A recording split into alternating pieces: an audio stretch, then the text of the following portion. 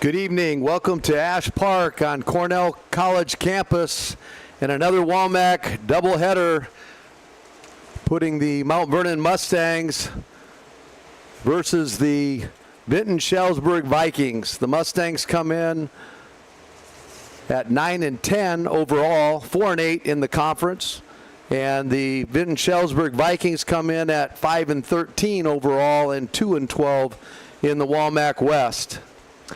Had some great nights for high school baseball. Tonight's a little bit on the toasty side, but we'll try to do the best we can here and get off to a great start. The Mustangs are coming off of a fun weekend at the College World Series after beating Atlantic last Friday night 8-3 on the way over to the College World Series.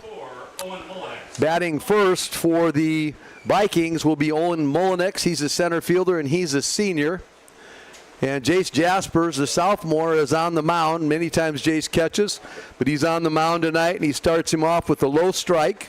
So we're 0-1 here. We can't get you the sidelines very well down the foul poles, but we will try to give you scoreboard updates and keep you abreast. Breaking pitch inside by Jaspers to Mullenix. The battery catching behind the dish is Cole Thurn. He's a junior.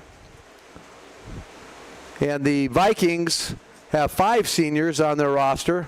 Mount Vernon holding in at about 3 or 4. It's a soft line drive over there to Colin Bentley for out number 1. So Jasper's off to a good start here in the top of the first. If you're just joining us, welcome to Mount Vernon Mustang Baseball. We're at Ash Park, and we're just getting started here in the top of the first. Vinton has 1 out, and coming to the plate is Easton Almquist, another senior. He's a left fielder. A little bit low and out by Jaspers.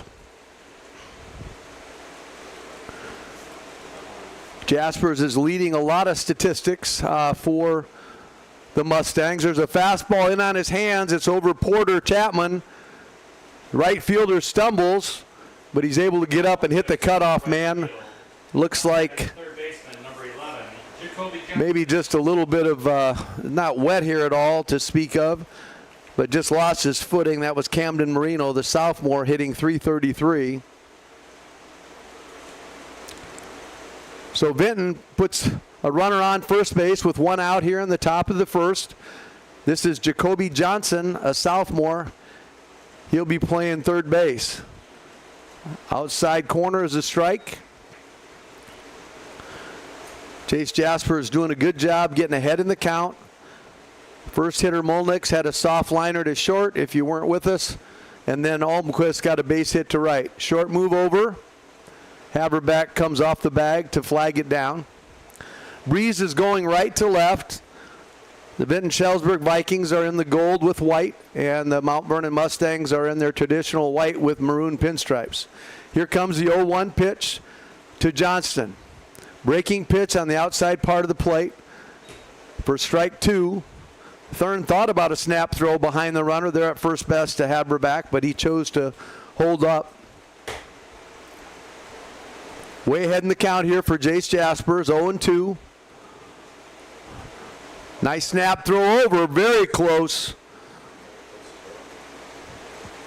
Great quick move by Jace Jaspers. And it was a bang-bang play, but they called him safe at first base. So trying to keep the runner close with 1 out here in the top of the first. Thurn is a very good catcher behind the plate at throwing people out. Fastball away for strike 3, and Jaspers hits his spot to get the second out of the inning. It will bring up Colt Keppen, the freshman. He will be playing shortstop. He's also leading the team in wins as a pitcher, the freshman. There's a hard ground ball. Nice range there by Porter for out number 3. So Porter Chapman ranges to his left, makes a nice play, gets a big hop. Throws it over to Haberback for the third out. And at the end of a half inning, it's Vinton-Shellsburg 0 and Mount Vernon coming to the plate. We want to thank Yox Landing and Robeson Construction for sponsoring Mount Vernon Mustang Athletics. That's both boys and girls. We have a number of sponsors that have kicked in this year to allow us to bring broadcast to you. The high school will be shifting over to a huddle platform as we move into the fall, still working out some kinks. So we are still using the GoMVStangs.com YouTube site. So please feel free to pass the word along if it's a little too hot out here for you and you want to sit back in a cool air-conditioned living room and check us out. We'd love to have you join us here on the beautiful campus of Cornell College. Pitching for the Vikings will be Jack Blaze. He's a sophomore. And their catcher tonight finishing the battery is Jacob Becker, and he's a freshman. So you have a sophomore throwing to a freshman in the battery. And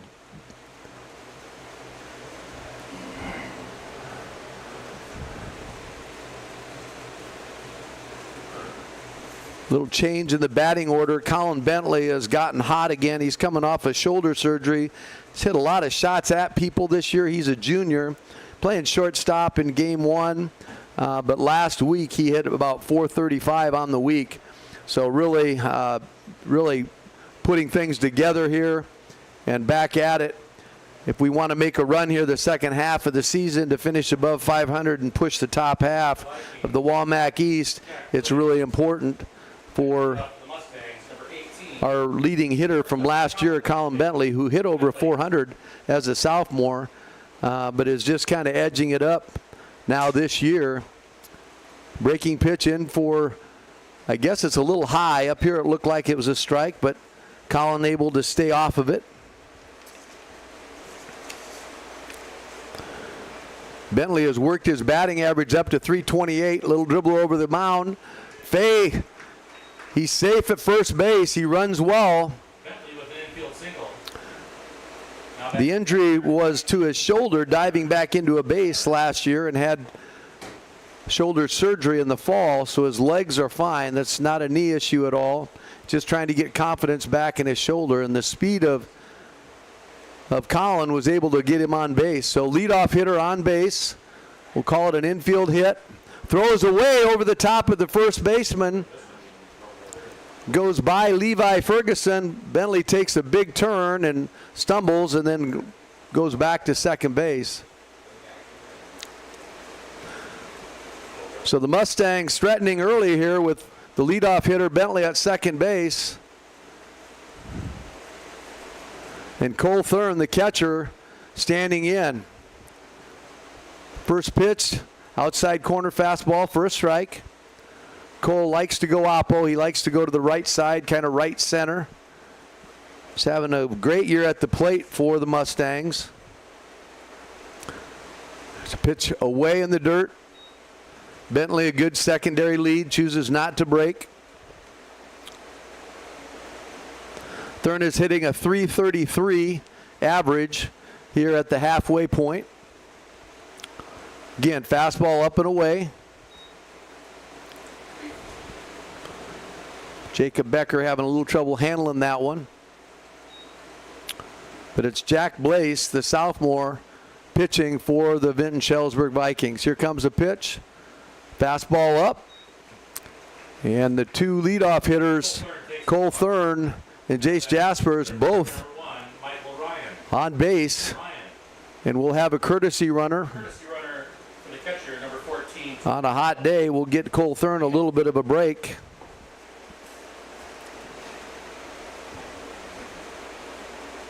Courtesy runner is Toby Neal, a sophomore.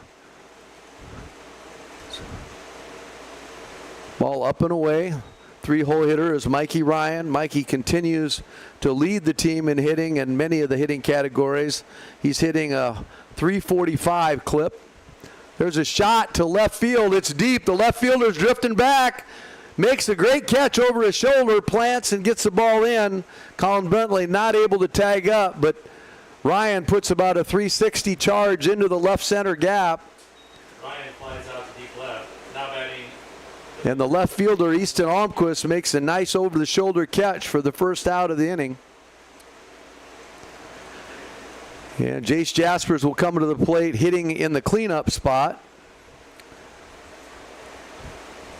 Jaspers hitting .333. Fouls the ball off. Comes inside on his hands and rolls over it a little bit.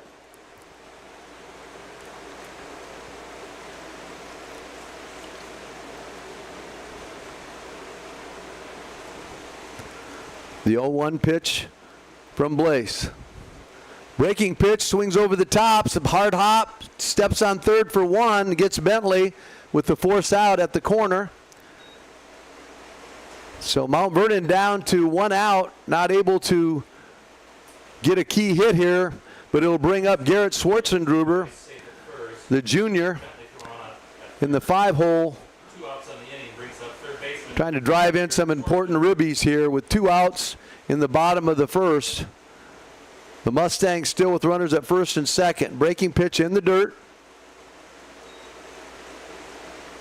Toby Neal looked like he wanted to go on that pitch in the dirt, trying to read trajectory down. The throw from catcher to third base is a little shorter, so you have to make sure that that kicks out a little bit. Here comes a second pitch to Schwartzendruber. Fastball outside corner for a strike.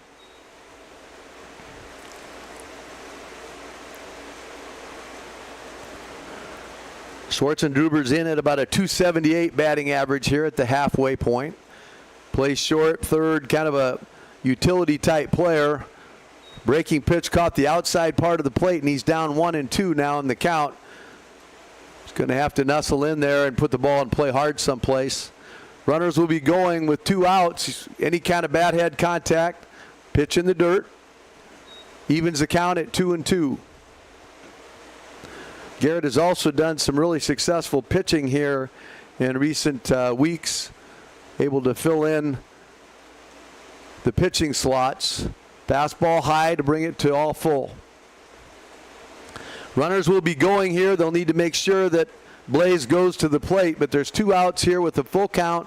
Bottom of the first, and Garrett Schwartzendruber is at the plate. Here comes a pitch. Fastball rolled over, foul to the left side. Good job of fighting off one that maybe he didn't want to hit and bought himself a better pitch.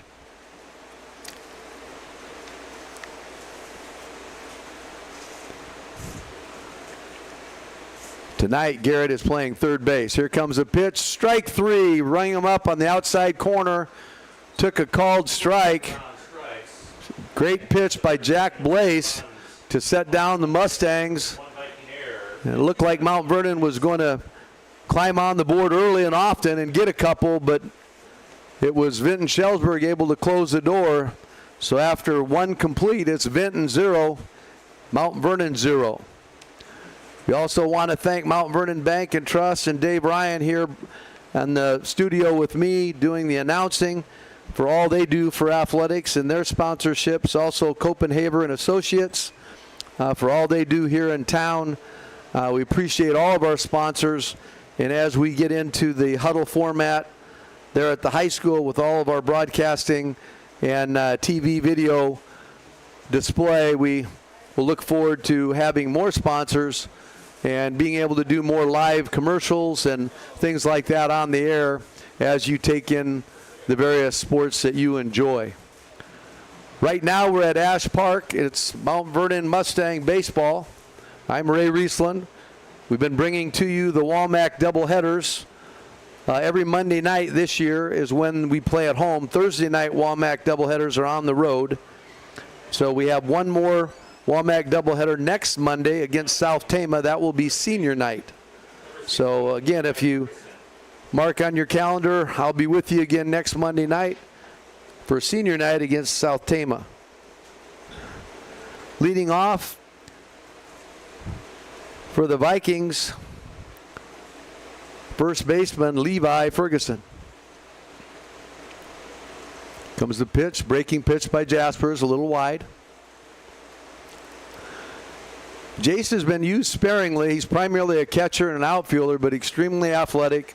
He's had a great wrestling and football career at Mount Vernon, and he had an opportunity to throw up at Independence and battled and really kept us in the ball game. So He's getting some spot pitching work. He's down in the count 2-0 to Ferguson, the first baseman. Ferguson hits a hard shot in the hole between short and third for a base hit. Tate Rentschler knocks it down, gets it into the cutoff man. And big Levi Ferguson gets on with a hard line drive to the left side. Ferguson, one of the 5 seniors.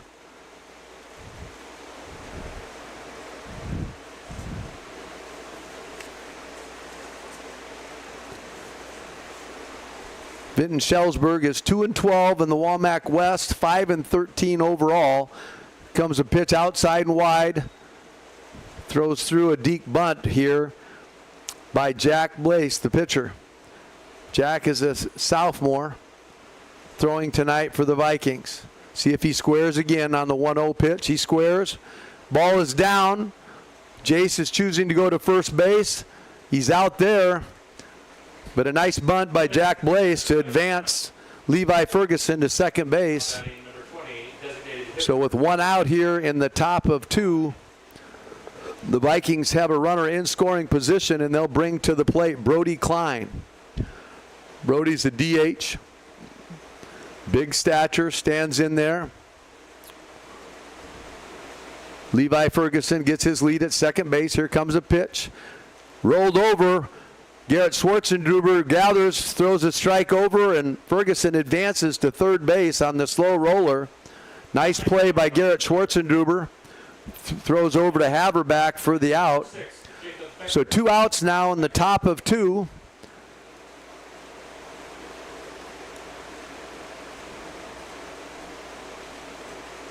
And Jacob Becker will be at the plate. He's also a freshman. He's the catcher. High fastball for ball 1. Winds are pretty stiff, blowing right to left. Takes a little bit of the edge off the heat here tonight, but still a hot, sultry one. We've been blessed with some pretty nice Monday night baseball, but this is a hot one. Comes a breaking pitch, just a little high. Ball 2. Jace thought he might have had that one at the top of the strike zone. Got to come back now. 2-0, runner at third base for the Vikings. Fastball right down the middle for a strike. 2-1. Kind of working around the infield. You've got Schwartzendruber, the junior, at third. Bentley, the junior, at short. You have a freshman, Porter. There's another one rolled over. He's going to try to get it foul. Good decision by Schwartzendruber. Porter Chapman, the second baseman, is a freshman, and then you've got Kellen Haberback, the sophomore first baseman. Behind the dish is Cole Thurn. He's a junior. Right field, you have Camden Marino.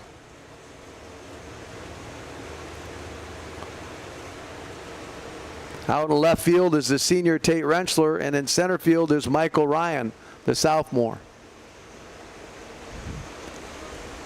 2-2 count here for Jaspers. Here comes a pitch.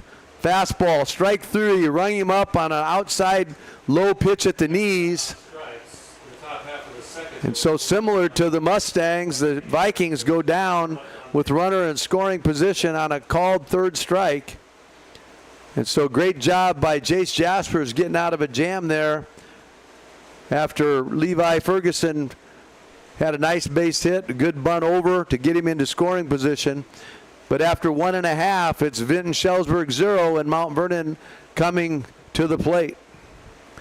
Thank you to Kelly Concrete, Gary's Foods, and Downtown Dental for all they do here in the community to support our student athletes and our fine arts programs. Again, we're hoping to continue to add to our sponsorship because the broadcasting opportunities are going to become larger going to the huddle format, and it's a much more interactive platform. It's just a matter of trying to get all the bugs worked out. Hopefully we can have that ready for you in the fall for our volleyball and football programs. Cross country, obviously a little tough to cover, but I know Corey Swartz and the group coming off of a great cross country season last fall. Would love your support as well. Leading off for the Mustangs is going to be Kellen Haberback. He's the sophomore first baseman.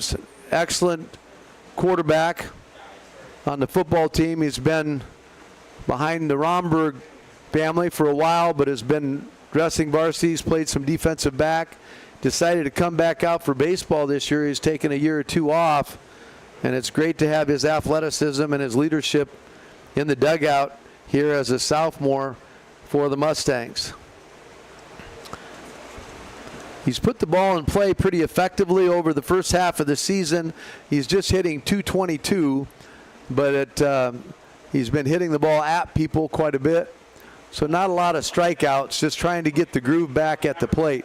He also pitches, has a real live arm as a quarterback, throws hard, and is working to try to get back into his pitching form, from his younger days, playing in the 12U, 13U type thing.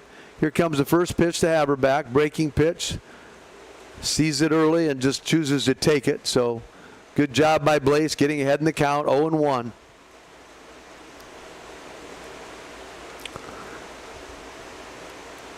Jammed on a fastball, comes off his wrist for an 0-2 count. High school players are doing a better job of starting to work inside. It used to be all about away, away, away. It still is to a certain extent. But coaches are trying to get the high school players to throw inside a little bit more. Here comes a breaking pitch that doesn't spin enough. Tattoos Haberback in the left shoulder. So we'll take that. The leadoff hitter is on again in the bottom of the second. And it'll bring to the plate Tate Rentschler, one of the seniors that starts for the Mustangs. Tate is the left fielder. Haberback back in on the move over from Blaze.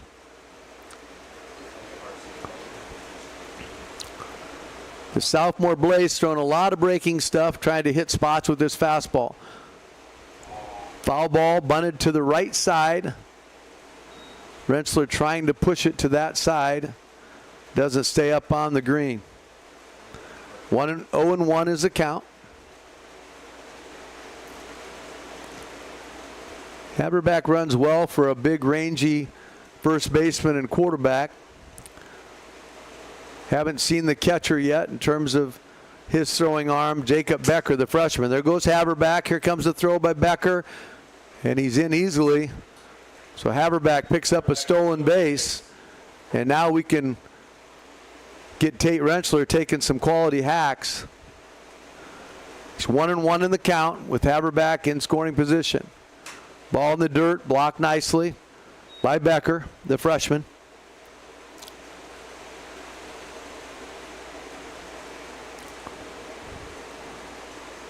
Two and one's the count. Here comes the pitch to Tate Rentschler. Line drive to the right side, knocked down by the first baseman. Pitcher can't get over in time. Ferguson does a great job of knocking the ball down, clear over in the second base gap. But there was nobody able to cover in time. And Tate Rentschler outruns him to the first base bag. So the Stangs have runners at first and third with nobody out, threatening again here in the bottom of the second. The bottom of the first, we had runners in first and second with nobody out, and we're not able to score. So we'll see if Camden Marino can help us out here. He's a sophomore hitting .333, right fielder for the Mustangs. He's done a little bit of pitching, but primarily he's played third base and outfield. He squares the bunt, pitcher steps off. A lot of things that you can do here with delay steals, safety squeeze. There goes the runner, no attempt. Going to give it up.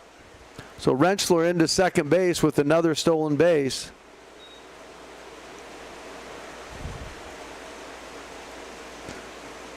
Foul ball, straight back, fastball. Give some kudos to Tate. He actually was one of the young men that was recognized for his defensive play last week. They have kind of a CHIPS award thing at the end of every week, and Tate hit .330 last week on the whole. Also made some nice plays. Continues to lead as a solid senior left fielder. Ball gets away from Becker, the catcher, but he hustles after it. So Tate works himself back into the count. It's 2-2. Excuse me, Camden Marino works himself back into the count. 2-1. Here comes a pitch. Fastball straight back. Now we're 2-2. A little bit up in the zone.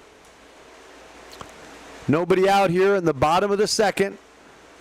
Mustangs threatening with runners on second and third and nobody out.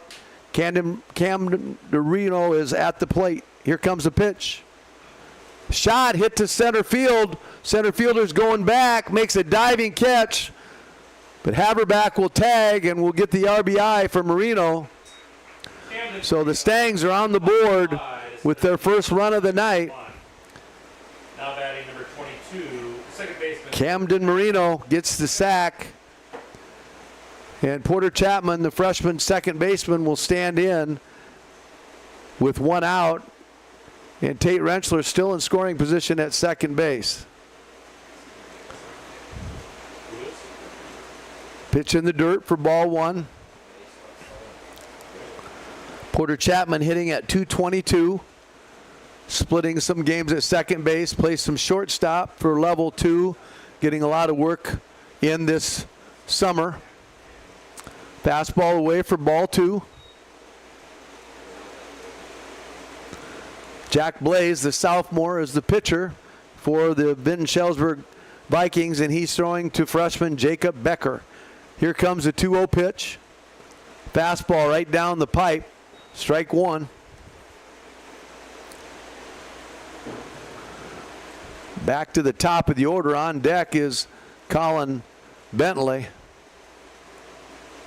Again, fastball paints the outside corner. So Blaze battling back here, 2-2 in the count. Porter looking to make hard contact with Rentschler at second base. Here comes the 2-2 pitch. Up, breaking pitch a little bit high. Tough one to take, but full count here. Just one out in the bottom of the second. Foul ball off. Good job by Porter trying to fight one off. That was on the top part of the zone. Got himself another pitch.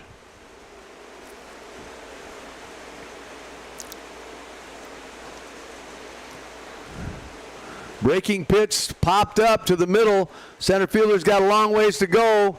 Makes a nice catch in center field for out number 2. So Chapman flies out. Rentschler not able to advance. Shortstop number 18, Colin Bentley. So we have 2 outs here in the bottom of the second. Colin Bentley coming to the plate. Colin hit .435 last week and kind of got his numbers going back in the right direction. He's hitting .328 last year. He hit over 400 for the season. It's a breaking pitch, a little bit high. Colin also leads the team in home runs. He's got a couple. Last week he had 10 doubles and 1 triple to go with that .435 average on the week. He was our offensive player of the week.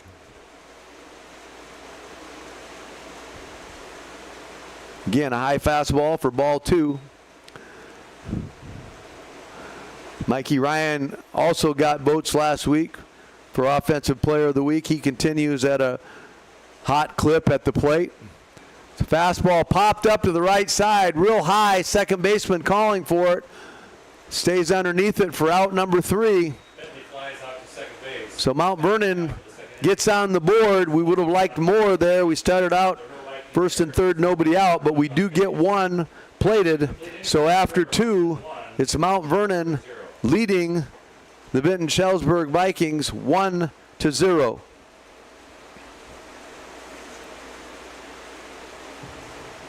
To start off the third inning, we'd like to thank Bunch Heating and Cooling, Budget Blinds of Eastern Iowa, and Ability Physical Therapy for their sponsorship in our student athlete programs and fine arts programs. We can't do these kinds of broadcasts and communications with our grandparents and families and relatives outside the area without their sponsorship. So again, a big thank you to Ability Physical Therapy, Budget Blinds, and Bunch Heating and Cooling.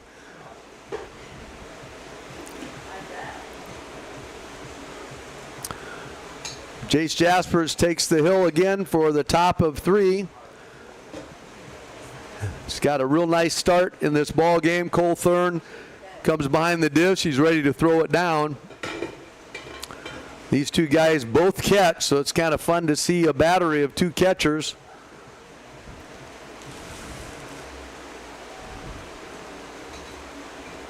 And the Vikings will be coming back through for the second at bat against Jace. But to start with, we're having the number 9 hitter, Caden Fisher. He is the right fielder, big, tall, left-handed, lanky player.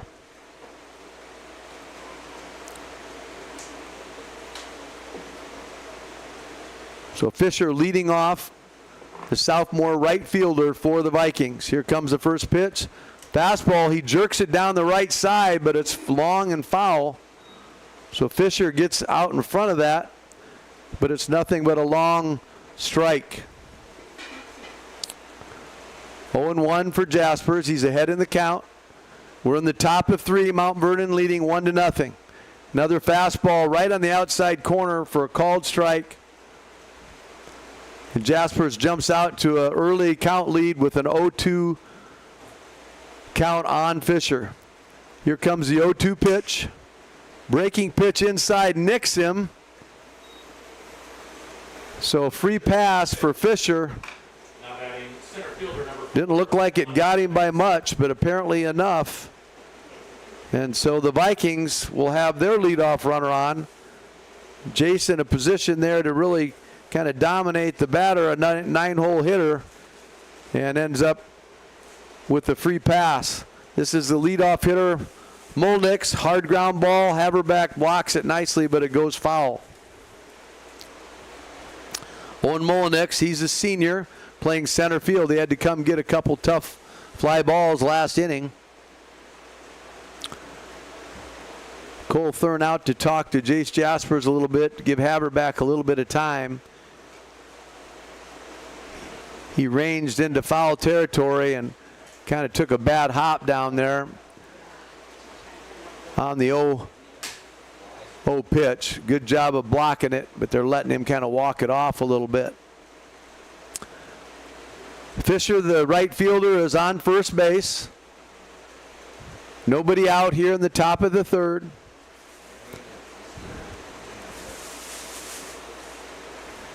Jace Jaspers throwing to leadoff hitter Owen Molnick for the Vikings. Back-to-back left-handers here. Fisher was a lefty, and Molnick is also swinging from the left side. Here comes the 0-1 pitch. Outside corner for strike. Real similar pattern to what he started out Fisher. We'll see if he goes back out there. They had 0-2 in the count. Try to get a ground ball away or maybe get him fishing for a strikeout. Here comes the 0-2 pitch to Molnick. Throw over. Trying to keep Fisher close at first base. Got Marino in right, Ryan in center, and Rentschler in left for the Stangs.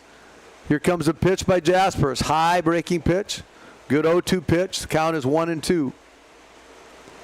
Great time for a double play here. Let's see if we can roll one in the middle. Got Porter at second base and Collin at first, or at shortstop. And then they can finish it up with Haverback at first. Here comes the 1-2 pitch. Foul ball to the left side, high and out of play down the third baseline. So Molnick's battling in there with the 1-2 count for the Vikings. Kellen Haverback holding Fisher on. Big, long, rangy right fielder for the Vikings. Comes the 1-2 pitch. Short ground ball to the right side. Kind of a swinging bunt that goes foul. Cole Thurn jumps on it and gets it back out to Jaspers.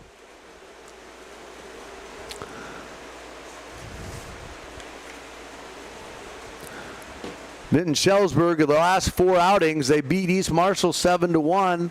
They got West Delaware 7-4. Then they lost to West Delaware 8-2. High fly ball. Rentschler looks like he's going to be under it. The ball is blowing out toward left field, and Tate makes the play for out number 1. Flies out to left field. After losing the second game to West Delaware 8-2, then they beat South Tama 8-2. So the last four, Vinton comes in winning 3 of their last 4. And starting the week off, of course, with a doubleheader WaMaC East game here with the Mustangs. This is Easton Almquist, another lefty. High fastball away. It's 3 left-handers in a row. Easton is a sophomore. Plays left field for the Vikings.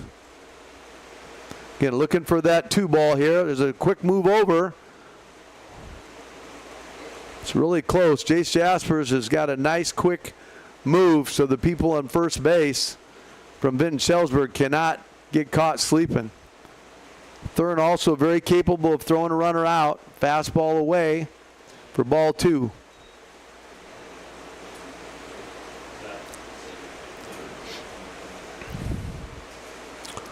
The Mustangs coming off of their last 4. They beat Atlantic 8-3 on Friday.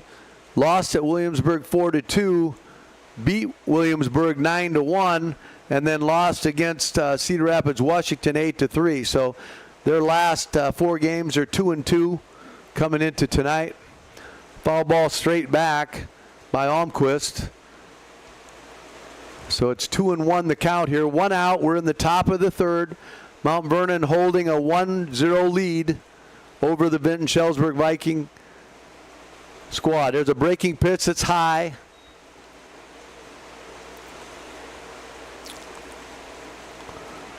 Almquist ahead in the count here. Jace needs to try to keep the pitch down here, try to get a ground ball for us. Again, another quick move over. Fisher's back in. Good job of keeping him close, trying to keep a double play in order. We'll see if we can get Almquist to roll over one here. Here comes the 3-1 pitch. Line drive in the gap. It's going to fall. Mike Ryan is picking it up in the gap, gets it in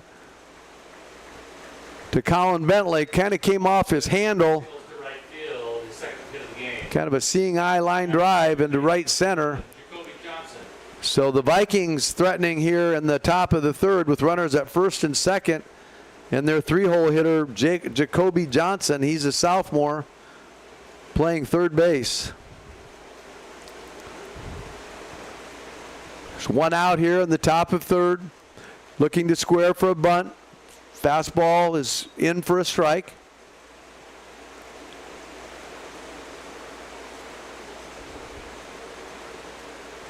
Vinton trying to come up with some timely hitting here. Mount Vernon trying to close the door. Here comes a pitch. Fastball away. Cole Thurn thinking about snapping it down behind the runner at first base. Almquist is drifting off quite a ways towards second base. Haberback's playing behind, covering some ground to get an out. There's just 1 out here. Looking again maybe for a double play.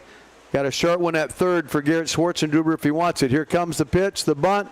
It's down. Jace Jaspers throwing to first base for the out. Good execution there by Jacoby Johnson getting the bunt down. So he advances the Viking runners to second and 3rd. But there are 2 outs. And it brings up the freshman Colt Keppen.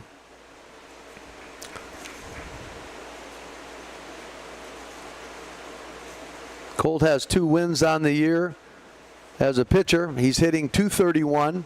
Again, another lefty. They just keep pumping left-handers up there. Here comes the pitch. Line drive. Porter tries to get there. It's through. Mike Ryan's got to play at the plate. Here comes the throw. 1 hopper. Nice block by Cole Thurn. But Keppen with the line drive base hit scores a run for Vinton. Knots things up at 1, and with 2 outs, Vinton-Shellsburg has runners at first and 3rd. Brings up Levi Ferguson, the first baseman. He's a senior. Had a sharp base hit between short and 3rd last at bat. We'll see if they choose to run Keppen. Thurn is not afraid to throw people out early. It's a breaking pitch in for a strike.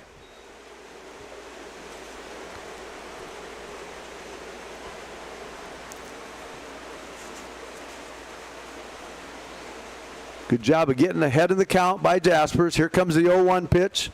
Swung and driven off of the instep of Ferguson. Came off the inside part of the bat. Looks like he's okay. But Jaspers climbing ahead, 0-2. Needs a good waste pitch here. Got to block everything. Cole Thurn and Jace Jaspers good behind the dish at blocking pitchers. Fastball gets more of the plate than we wanted, but it's out to Mike Ryan for the third out. So Ferguson drives the 0-2 pitch out to center, but Mount Vernon escapes, giving up just one run on the top of the third. So after 2.5, it's Vinton-Shellsburg 1, Mount Vernon 1.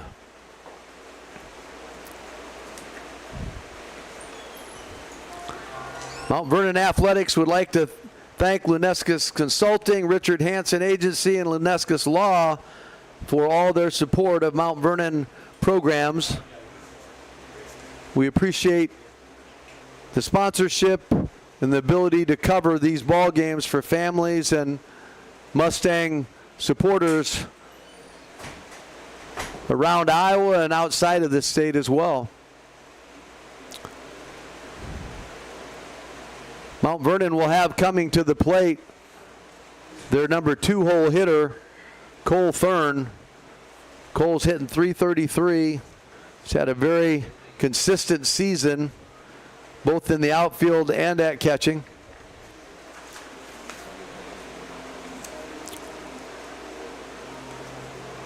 As I mentioned, the Mount Vernon Mustangs were able to go to the College World Series. The first 4 games were unbelievable. If you like to follow ESPN and College World Series in Omaha, Kentucky had 2 late home runs versus NC State, one of them a walk-off. The lefty hit one down the left field line to tie it up in the 9th, and they end up winning on a walk-off home run in extra innings. So some great baseball going on. 3 walk-offs in the first 4 games in the College World Series in Omaha. And a great team bonding, cultural type experience for our Mustang baseball program. Thanks to the Schwartzendrubers and the coaching staff and all those that make that possible, to be able to have our players go to see that college baseball finals. Swing and a miss by Cole Thurn. 1-1's the count. Cole catching behind the dish tonight. He also plays outfield. Here comes the 1-1. Breaking pitch, catches the outside corner for strike number 2. Jack Blaze has been very effective, just kind of nickel and diamond here. A lot of off speed, hitting corners with his fastball. This time the breaking pitch is wide, but it's a good 1-2 pitch. Thurn disciplined enough not to go get it. Here comes the 2-2 pitch. Fastball fouled off. He'll get another shot at it here with 2-2. We're in the bottom of the 3rd inning here at Ash Park. Mount Vernon and Vinton in a tight one, 1-1 early in this first contest. We have a doubleheader tonight. This 2-2 pitch is up. We do have an announcement, a formal announcement of the players and a national anthem between the games. It's a good discipline by Thurn on 3-2, takes it for a walk. So that ever important leadoff runner is on again, and he will be courtesy running for the catcher, number 14, Toby Neal. For Toby Neal.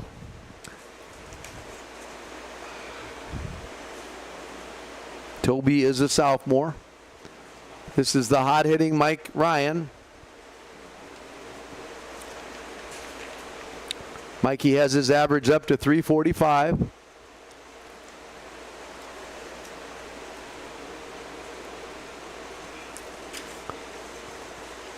Hits it a ton to center field, but the center fielder flags it down. That's twice he's given it a charge.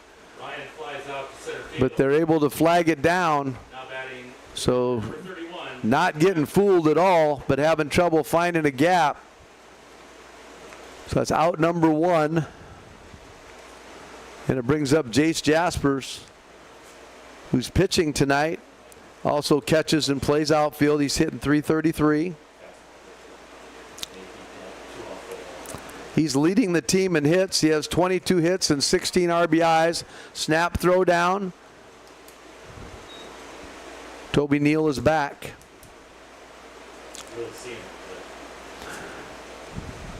A.J. McDermott, the junior, is leading the team in earned run average. He has a 3.3. There's a high bouncing ball over the third baseman's head for a base hit. So Jaspers advances Toby Neal to second base. The team has stolen 47 bases on the year.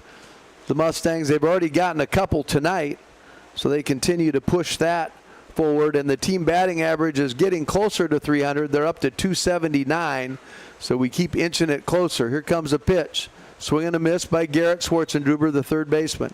He's a junior. Garrett trying to find some contact here, had a tough at bat.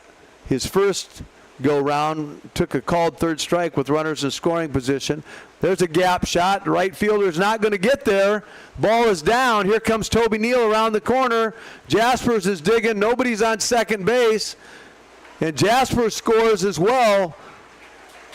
So Garrett comes back, redeems himself with a double shot up the right field gap, and gets two ribbies.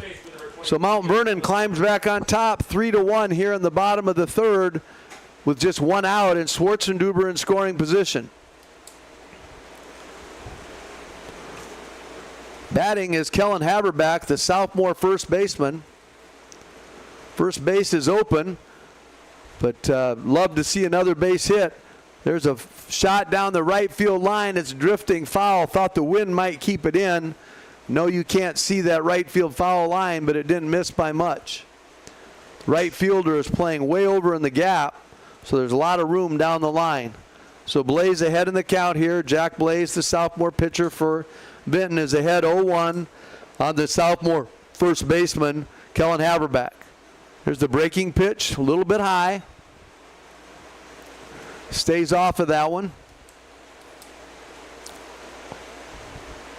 Good mix of pitches here by Blaze from Vinton. Comes the 1-1. Out and high. 2-1 is the count. I'm going to try to have a couple guests for you between games. I'd like to get Tate Rentschler up and maybe Miles Francis, two of the seniors. Give them a chance to share a little bit. Talk about maybe the College World Series in their senior year. Haberback 2-2. Going to try to move the base runner over to third base. Breaking pitch called for a strike. Looked like it was a little out and down, but rung him up. So Blaze gets a strikeout on the outside part of the plate. And it brings up Tate Rentschler, the senior left fielder. So Mount Vernon still has one out there to drive in if Tate can hit the ball. Breaking pitch high for a ball. Schwarzenduber runs well.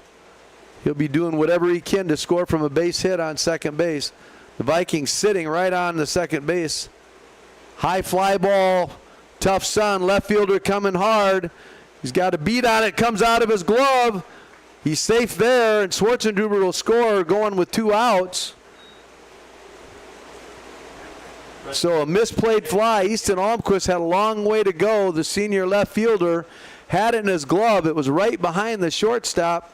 I thought potentially the shortstop may go out and get it, but there's a lot of sun there. And so an RBI for Tate Rentschler. And it brings up Camden Marino, the right fielder, the sophomore, hitting .333. So running situation to try to get Tate Rentschler down to second base with two outs. We'll see if we're back in safely to first base, the throw over. We'll see if we test Caden Fisher. Jacob Becker, the freshman catcher. We've got two stolen bases already tonight. Ball's out, it gets away. Rentschler reacts on the pass ball. So another runner in scoring position for the Mustangs. And it's Camden Marino at the plate.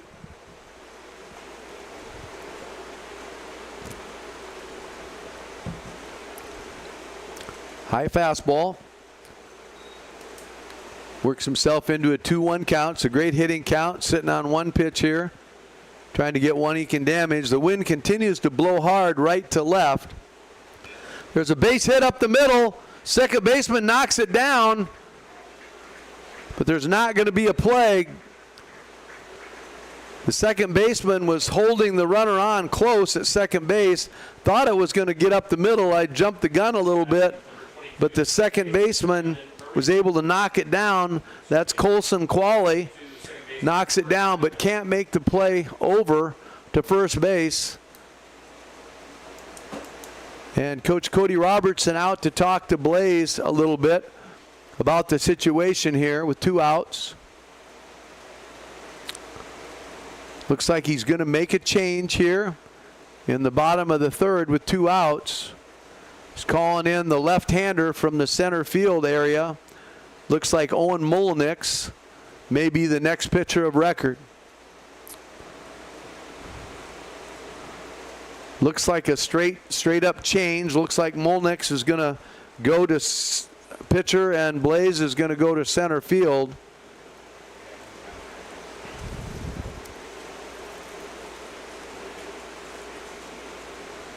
So Mount Vernon able to put 3 on here in the bottom of the third and has built their lead to 4-1 with 2 outs in the bottom of the third and a runner yet in scoring position. This is the center fielder Owen Mullenix, a senior, coming in to throw in relief of Blaze, the sophomore.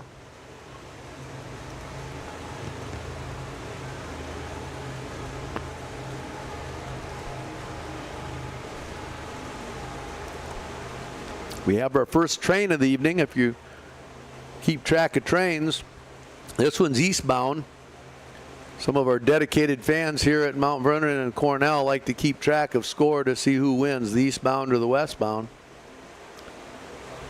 So the eastbound have it right now, 1-0. A little bit of a breaking pitch there by Mullenix in his warm-ups. Mostly looks like he likes to throw a hard fastball. Tails a little bit away from a right-handed hitter like most left-handers would. So you got to be ready to take it back up the middle and to the right side, not pull off of it and try to ground it to the left. Looks like we have a pinch hitter coming up, and that will be Miles Francis, one of the seniors. He's had some injury problems here in the first half of the season. He throws left, but he bats right. So we'll go righty here. Pitching for the Mustangs, number 6, Miles Francis. He will be pinch hitting for Porter Chapman, I believe.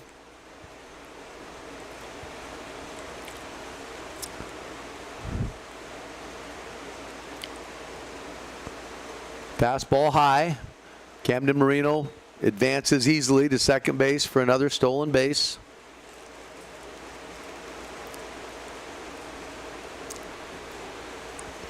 Miles takes the second pitch. Strike on the outside part of the plate.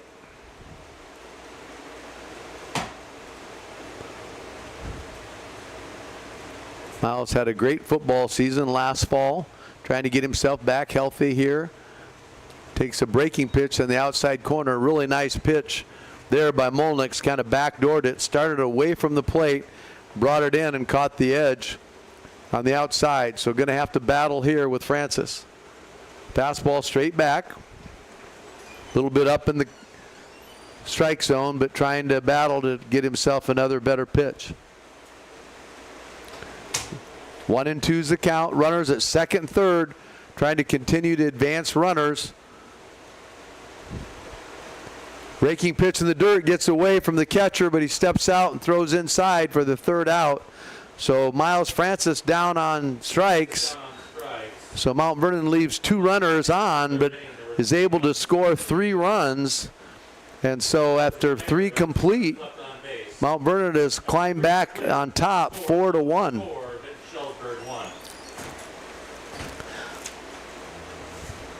Again, just giving you some background information, the Vinton-Shellsburg Viking baseball staff, Cody Robertson and John Morgan, are listed as staff members. For Mount Vernon, it's Charles Chapman, Adam McDermott, Nate Namany, Brian Nickel, Paul Bentley, and myself.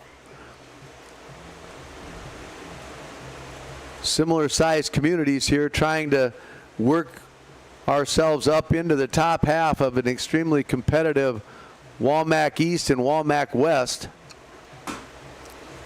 Vinton will next be in action at home against Independence on Thursday, and then they play at home against Union on Friday. Mount Vernon, on the other hand, will be at Benton, and they're the league leaders in the WaMaC West. Benton is 10-4 and 20-6 overall. They're getting some votes in the 3A rankings. And then after we play at Benton on Thursday, we actually play Wednesday before that over at Mount Mercy against Western Dubuque, the #1 team in the state and the 2-time defending state champions. That's the team that beat us out in the sub-state final last year. So Mount Vernon goes to Mount Mercy tomorrow or Wednesday night to play Western Dubuque, and goes to Benton Thursday night to play the Bobcats, the #1 team in the WaMaC West. Chase Jasper is still on the hill. He's throwing to leadoff hitter Jack Blaze. Jack pitched the first 2.5 innings and now is playing center field. High fastball, tomahawk down the third base line. 1-1's the count.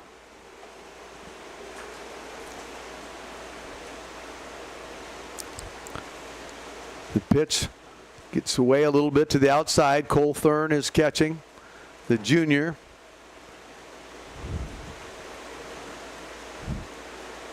Cole and Jace Jaspers also very strong wrestlers in our wrestling program. Ball gets down and away from Cole, so it's 3-1.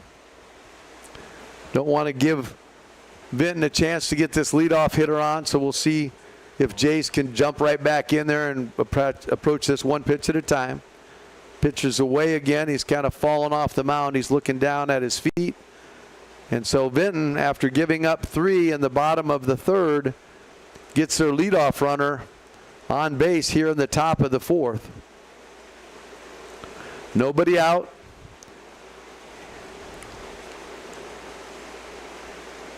And this is Brody Klein, the DH.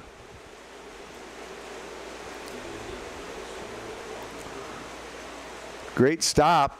Backhand stop there by Jace. He's going to have to make some adjustments. Everything right now is down and in the dirt, away down the first base side. That's the 3rd pitch in a row that Cole Thurn has had to try to dig out. We'll see if he can take himself straight down the hill here and not drift as much to his left. The 1-0 pitch. It's a little bit better, but it's 2-0.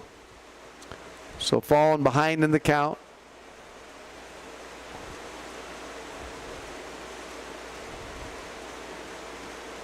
We're in the top of 4 here. Mount Vernon leading 4-1. Here comes the 2-1 pitch in the dirt again. Cole Thurn's going to go out and talk to him. Actually, it's 3-0.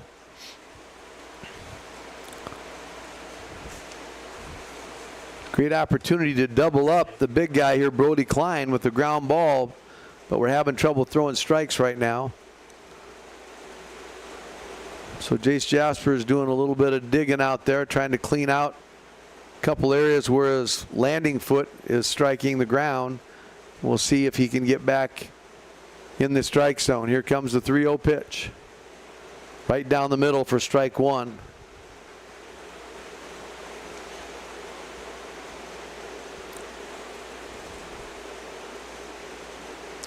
Be great to see a double play here. Ball's a outside corner for strike 2. Good job of battling back. We're 3-2 in the count. Nobody out. Jack Blaze, center fielder, is on at first base. Here comes the 3-2 pitch.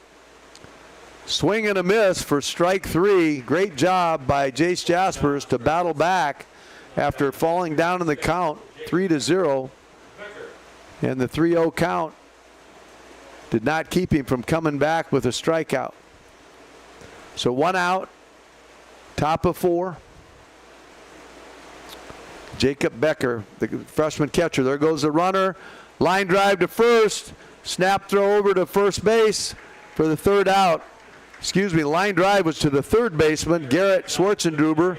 I'm thinking ahead. I'm wanting him to throw it to first base, but he's got to catch it first. So Becker hits a shot, but it's right at Garrett Schwarzenduber at 3rd base for out number 2.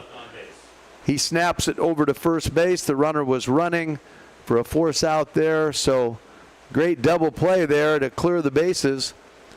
So Jace Jasper staying strong through 4 after a couple batters there of a little struggling throwing strikes. He gets some help defensively and comes back and strikes 1 out on his own.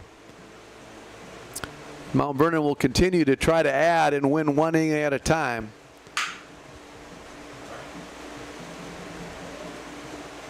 We're back to the top of the order. So we've got some big sticks coming up. Colin Bentley, the junior shortstop. He's been playing some second base as well. This will be the first time that he's seen Owen Molnix, the left-hander that came in the 3rd inning. So good chance for the hitters to see lefty. In the WaMaC East, you have Marion sitting at 12-1, 21-1 overall. They're sitting in 2nd in the state in terms of ranking. Western Dubuque is number 1, Marion's number 2. So Marion really putting together a great year. Center Pointer Bannock continues to hang on with a 9-3 conference record. They're 14-5 overall. They're in 2nd. Solon dropped 2 to Grinnell last week, which was really a couple tough losses for Solon, but they're 9-4 and 15-7 overall. Independence is at 5-9, 6-13. Mount Vernon is at 4-8 and 9-10 overall, and West Delaware is at 3-11, 4-16 overall. So that's the WaMaC East. The Stangs are trying to climb back in there, get back ahead of Independence, push Solon. There's a ball that's rolled over to 3rd base. Bentley chugging hard down the line. It's by. First baseman can't scoop it, so he'll take 2nd base on the wild throw. So Bentley on an error. Bentley safe on the air. Advances to 2nd. Swings over the top of one, but runs well. Forces a difficult throw by the 3rd baseman. And Johnston left the first baseman kind of way up the right field line, and he couldn't dig it out. So Bentley will be in scoring position with nobody out. And leadoff runner is on again for the Mustangs. And Cole Thurn will be coming to the plate, the junior catcher. Here comes the set and pitch by Molnix. Bunt is down. Molnix looks to 3rd base. Looks like he's under the tag. It was a bang-bang play. Could have gone either way. But the pitcher chooses to try to get the lead runner. And Toby Neal will courtesy again for Cole Thurn, the catcher. Third safe on the fielder's choice. Courtesy runner, Toby Neal. Ball looked like it might have beat Bentley to the bag, but Bentley slides hard and gets underneath it. And it brings Mount Vernon to a 1st and 3rd situation with nobody out. And Mike Ryan, the team leading hitter at 345 at the plate. He is juiced too hard to left center. He's hit him right on the nose. Strike 1 outside half, fastball. Just doesn't have anything to show for it right now. 0-1 is the count for Molnix. It's another same shot to center field. He should get a runner plated. There comes the tag by Bentley. So another RBI for Mike Ryan. Hitting the ball hard to center field. We won't be able to advance Toby Neal at first base, but we did tag the runner from 3rd base for a run. So Mount Vernon adds one more here in the bottom of the fourth to go ahead 5-1. There's just one out, and Jace Jaspers, the cleanup hitter, is at the plate. Rolls one over. It's by the third baseman in the hole. Toby Neal's going to come clear to third base. Good aggressive running by the courtesy runner. And Toby Neal keeps it coming. Third baseman got a little bit of a piece of it. He was diving to his left, caught it with his glove, kind of slowed it down. Neal was running on the pitch, just kept it coming. And so again, runners at first and third with Garrett Schwarzenduber at the plate, the third baseman. Garrett had a double to right center the last time up. Strike one on the outside part of the plate. Jace Jaspers looking for signs down there from Coach Chapman. He's got a big lead. Another line drive to the right side by Schwarzenduber. Will plate another one. Jaspers is going to round it and go to third base. Goes in hard, diving. Very aggressive base running here by the Mustangs. And the Mustangs played another one here in the bottom of the fourth to push the score to 6-1. And pinch hitting will be Ethan Woods, big, powerful left-hander. Heavyweight wrestler, talented football player. Swings it from the left side. Entering right field, number 9, Lincoln Van Weckel. Garrett Schwarzenduber will stay at first base. Owen Molnix is the pitcher. He's a senior. The lefty came in relief of Jack Blaze, the sophomore. They just switched positions, pitcher and center field. But this is 7, Ethan Wood, the junior.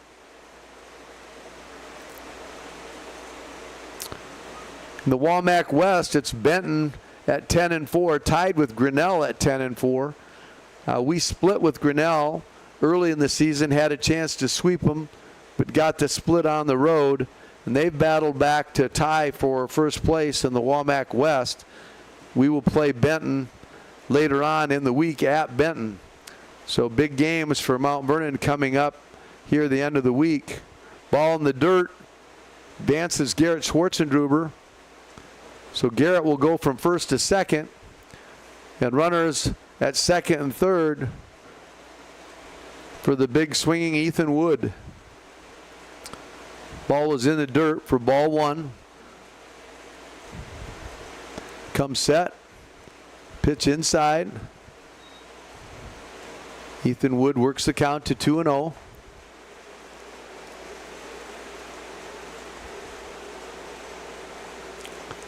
Comes the 2-0 pitch.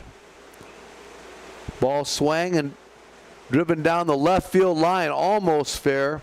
Wind kind of pushed it foul. Would have been an easy double for Ethan. Didn't quite get his top hand through, but he was right on it. Following Benton and Grinnell on the WaMaC West side, 10-4, is Clear Creek Amana at 9-5. They came in last week and beat us twice on a Monday night. A difficult night for the Stangs. We were hoping for at least a split, if not a sweep. There's a swinging base hit by Woods. It's going to plate 2 more Mustangs. And so Mount Vernon kind of breaking it open here in the bottom of the fourth. Nice job of staying within himself there. Ethan Wood hit it down the left field line, went with the pitch. Then he hits a breaking pitch into the right field gap for a base hit. Mount Vernon has scored 4 runs here in the bottom of the fourth and goes ahead 8-1. Woods is on first with 1 out, and Tate Rensselaer, the left field senior, is batting. High fly ball behind the plate. Looks like it's going to get out of play, and it does. So strike one for Owen Molnix, the left-handed senior for the Vikings.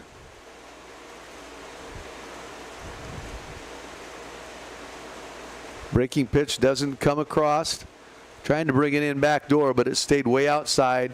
1-1's the count. Again, this is Tate Rentschler, the senior, hoping to have Tate Rentschler and Miles Francis in. There's a pitch that gets away from the catcher, Jacob Becker.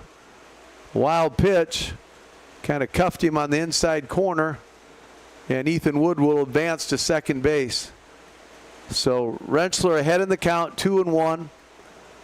Wood in scoring position at second base with one out here in the bottom of the fourth. Comes the pitch. It's a line drive again, right center. That's got gap written all over it. Rentschler's looking for two. He's going to hold up, slips around first base, but he's able to get back. And Ethan Wood scores on the Rentschler hit. So Rentschler continues to add to his .330 hitting average last week. I'd mentioned earlier that Rentschler had gotten the Defensive Player of the Week by the staff voting, but he also hit .330. Continues to lead his position group well. And that's another key hit to get another RBI, and this is Camden Marino. This time he gets picked off, but the throw is wide. We've got a snap throw down, and the lefty comes over with his move, and he gets hung up. Ferguson throws to Keppen for the second out.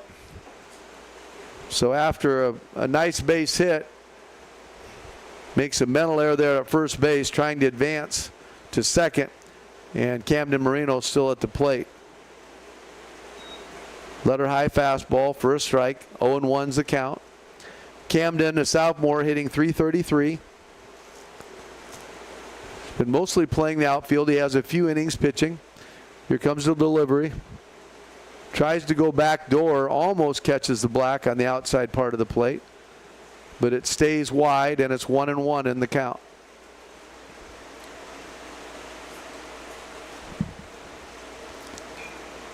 Ground ball hit hard by Marino, stays on it nice.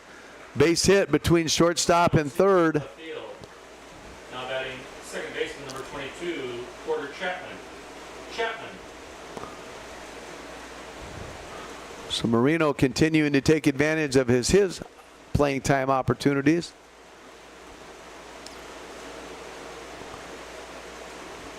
And we'll see if he chooses to run. The left-hander Molnix has already picked off one runner this inning. So Camden will see what he learned from the pickoff move. This is Porter Chapman, the second baseman, hitting for the second time here. Fouled off. Strike one. The pitcher of the week for the second time in a row was Cale Foreman, talking with the coaches. They continue to get some quality starts, but Cale threw a complete game at Williamsburg. Had 0 ERA. He had 8 strikeouts, another win. So he continues to try to inch his ERA, down a little bit. Cale has his ERA. He's a sophomore, 4.20. Landon Wilson, another left-handed sophomore, is 3.57. Schwarzenduber, the junior right-hander, is 2.72. A.J. McDermott's number 1 on the staff with a 3.27. Hard ground ball right up the middle. They were squeezing the middle a little bit that time, but Porter is out on a fielder choice, able to take the runner out at second base. Marino trying to advance for out 3. And so after 4 innings, Mount Vernon puts another 5 spot on the board. And the Mustangs climb to a 9-1 lead after 4 complete.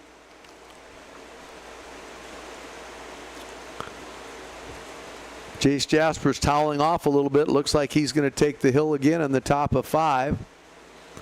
Got Cole Thurn still behind the dish. Another pitcher of note, the sophomore Kellen Haberback, is at a 5.25. So overall, the ERA for the Mount Vernon Mustang staff is 4.23. The ERA for the Vinton-Shellsburg Viking is 6.47. So, a little bit different situation there. Mount Vernon, a little lower ERA. Fielding percentages are similar. Mount Vernon's is at .926 and Vinton's is .923. Coming into the ball game, Vinton had stolen 50 bases. Mount Vernon had stolen 47, so very similar. But Mount Vernon has, swiped maybe a half a dozen tonight. So we continue to add, to our stolen base totals and team batting averages as the number 9 hitter Caden Fisher comes to the plate. Now that is the Vikings. Excuse me. Number 15, Caden Fisher. He's a sophomore. The team batting average for Vinton is .231 and the team batting average for Mount Vernon is .279.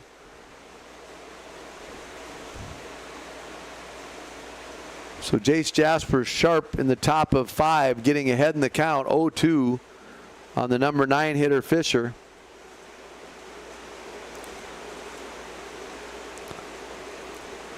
Good 0-2 pitch right at the knees. Fisher takes it for a called third strike. And I thought that Caden bat from the left-handed side the last time, but I might be wrong. This time he was batting from the right-handed side. And Jace Jaspers gets one himself, and now he'll be facing the leadoff hitter Owen Molnix. Breaking pitch in for a strike. Again, very sharp, getting ahead in the count. Molnix is their leadoff hitter. He's in a 2-hole spot here on the top of 5. Jasper's ahead, 0-1 the count. Here comes a pitch. This one gets away a little bit, up and outside.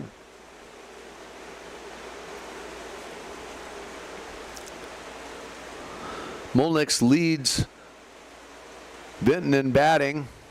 Oh, he gets hit by a pitch there on the leg. Every once in a while, Jaspers loses it off to his left. But Molnix, the senior, is hitting .381. He has 16 hits. He has 12 stolen bases. So Molnix having a nice year for the Vikings. Easton Almquist leads with RBIs. He's got 12 RBIs. And he is at the plate right now, the lefty. He's a senior left fielder. Pitch a little bit up. ERA, Colt Keppen, the freshman, has 2 wins and an ERA of 6.05. Leads the team in that category. Quick move over by Jaspers. Forces Molnix in. Keeping him close. And then leading in strikeouts is Caden Fisher. He has 37 Ks and he has a 6.68 ERA. But this is Almquist at the plate. Leads the team in RBIs with 12. Both Molnix and Almquist are seniors. Both swing it from the left side. Here comes the 1-0 pitch from Jaspers. In the dirt. Thurn able to knock it down. Mount Vernon playing with a big lead here in the top of the 5th, 9-1. Normally would be kind of a running situation. Molnix has 12 stolen bases on the year, but a little bit tough to take chances when you're down by 8. We'll see what Coach Robertson chooses to do. Inside. Almost hits Almquist. So 2-1 is the count. Wind blowing right to left. It's a fastball by him for strike 2. 2-2. Jace Jaspers very effective tonight, battling with low fastballs, spotting his breaking pitch. Vinton has gotten some base hits, but they've been spread out. There goes the runner. Thurn on the throw down. It's there in time, and he hoses him for out number 2. Great scoop by Bentley. It looked like it was a short hop, but Bentley was there in front of the plate, able to knock it down in front of the base and put the tag on Molnix. And so Thurn keeps adding to his thrown out ratio. Both he and Jace Jaspers are nearing the 10 number for guys thrown out in a season. There comes a high fly ball to the right side. Haverback calling it. It's drifting a little bit, but he stays underneath it. So great job by Thurn picking off Molnix for out number 2, and then Jaspers gets the high infield fly for out number 3. So Mount Vernon able to close the door and make their 5 spot stick. And after 4.5, it's Mount Vernon 9, Vinton-Shellsburg Vikings 1. We'd like to thank Yox Landing, Robeson Construction, and Mount Vernon Bank and Trust for their support of all the programs here at Mount Vernon High School. We're blessed to have talented fine arts programs, student athletic programs, and high academics. As we move forward, we'll be moving into a huddle format or platform with our broadcasting and video production, live commercials, that kind of thing. So we hope that we continue to get the support of our business people and our community business opportunities.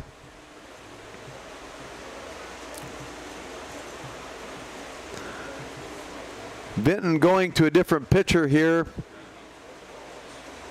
Kind of caught myself there. It's number 10. Be the 3rd pitcher of record. Looks like Colson Qualley potentially. I think he was playing second base earlier, but he is pitching. He is a freshman. So you have Qualley throwing to the freshman Becker here in the bottom of 5. Jack Blaze started it. He was relieved by senior Owen Molnix, the center fielder, the lefty. And then now coming in here in the top of 5 is Colson Qualley. Mount Vernon's back to the top of the order again, so leading off.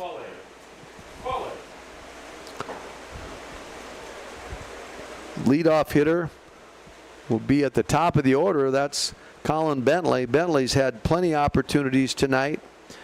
He was the offensive player of the week last week, hitting .435, 10 doubles, 1 triple. Getting his batting average back up close to .350. Here comes the first pitch, breaking pitch high. Bentley's rolled over a couple, but his wheels have got him on base. He's reached on an air and an infield hit. Again, high fastball, ball 2.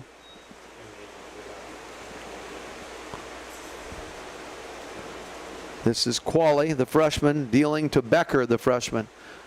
Bentley stands in as a junior. Again, 3 high fastballs in a row. Colson trying to adjust to the mound out there. We're in the bottom of 5, and Mount Vernon leads 9-1 here at beautiful Ash Park.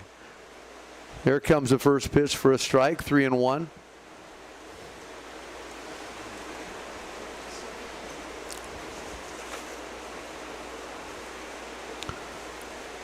Bentley set, ball in the dirt for ball 4. Bentley moving up to that leadoff position has been on every time tonight. Really makes it difficult on the opponent when the leadoff runner is on all the time. Mount Vernon will have another pinch hitter in Cale Foreman. Cale was the pitcher of the week last week, threw a complete game against Williamsburg, got another win. He had 8 Ks.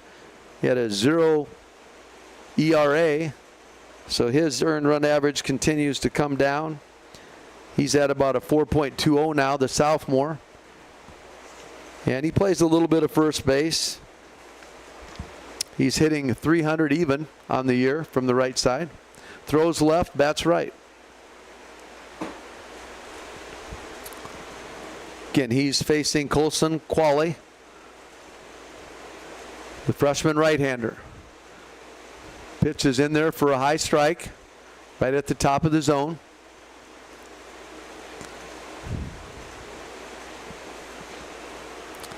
Colin Bentley on at first base. He's up there in stolen bases. One of the team leaders. Back easily. Nice snap move by Colson.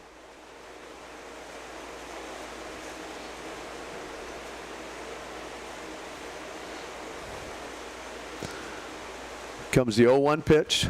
Ooh. Right over the top of Cale's head. He ducks down, takes the bat down with him. So we have an even count at 1-1.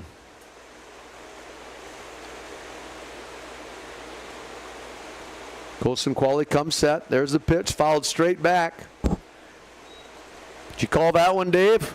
Dave Ryan's up here. He had it called. Maybe Jacob. Did you call it, Jacob? It was right back at us, but the net saved us, so no errors on the press box. 1-2 is the count to Cale Foreman. There's a foul ball away up on the rooftop. A little bit short. Falls down the right field side. Still 1-2 is the count. Colin Bentley playing it conservative at first base. Mount Vernon leads 9-1 here in the bottom of 5. Here comes the 1-2 pitch. High and in for ball 3. Actually, it's 2-2. Ball 2 on Cale Foreman.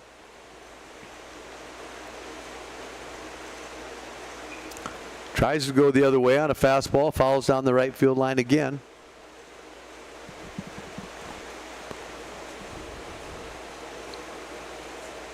Colson Qualley seems to have found the range here. Had a little trouble early adjusting to the mound, but settling in here nicely for the Vikings. So the young freshman pitching to Jacob Becker, the freshman. Here comes the 2-2 pitch. Looks like a slider this time, just a little bit up. He wanted that pitch. And it brings it to a full count. There's nobody out. Bentley playing it conservative at first base. There's a base hit to right. Foreman goes nicely the other way. Bentley takes third base. Will be no throw. So good piece of hitting there by Cale Foreman, going the opposite way on the fastball. Advances Bentley to third. So another first and third situation for Mike Ryan.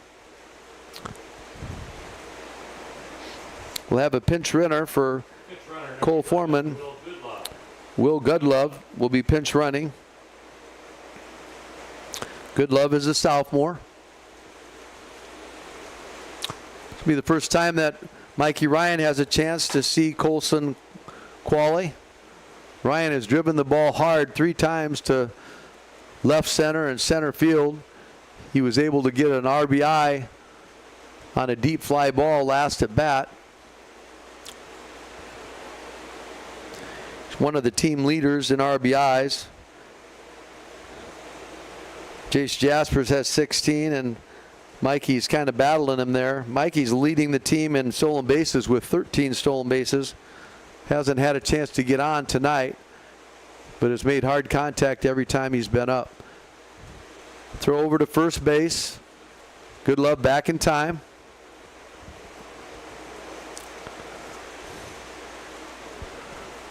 Ryan stands in there tight. Fastball outside corner for a strike.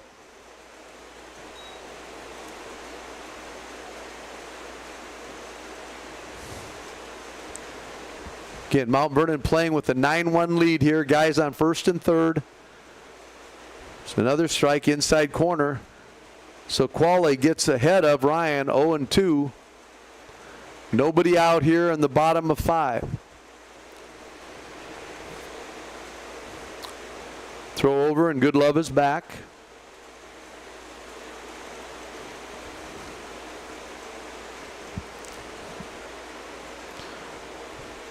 Ryan looking for a line shot here, trying to get the ball in play. Oh, and then he gets clocked. Well, good job of turning back in. He gets hit right in the back of the shoulder, about shoulder blade high. So Colson misses with a 0-2 pitch. Coach Bentley giving a little nourishment down there on the first base side. And it'll load him up. This is our cleanup batter, Jace Jaspers. Fastball outside corner for a strike. Corners are playing in, trying to gun the player at the plate, force out at the plate. Middle is going to try to turn a pair. It's a hard ground ball, almost hits the runner.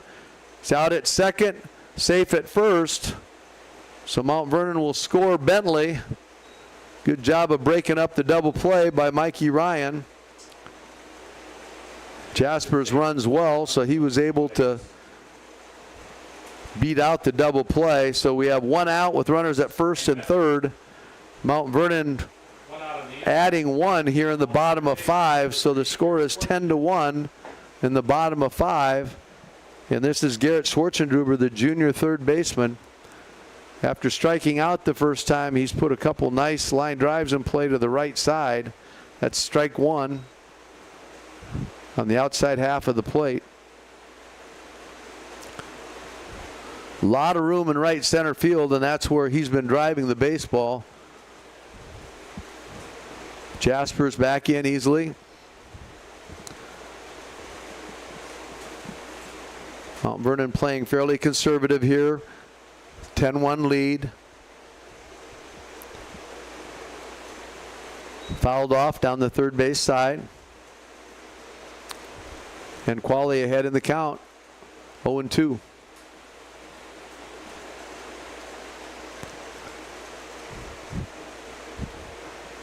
After a goose egg in the first inning, Mount Vernon has scored every inning since. Trying to add to that here. Not paying attention there to Jace Jasper, so he goes ahead and advances to second base. And 1-2 is the count to Garrett Schwartzendruber. Kind of tries to go the other way, fights it off. Needs to commit his hips there to that side and drive it to the right side. But just battling, trying to get a piece of it so he gets another pitch that he would rather see. So good job of fighting it off. Still 1-2 the count. Qualley dealing to Schwartzendruber. 1 out. Pitch in the dirt, swing and miss. Throw down to first base. Here comes the runner. Goodlove, nobody at the plate. Throw is wild. And that will give us one more run on the swinging miss. That will take the score to 11-1.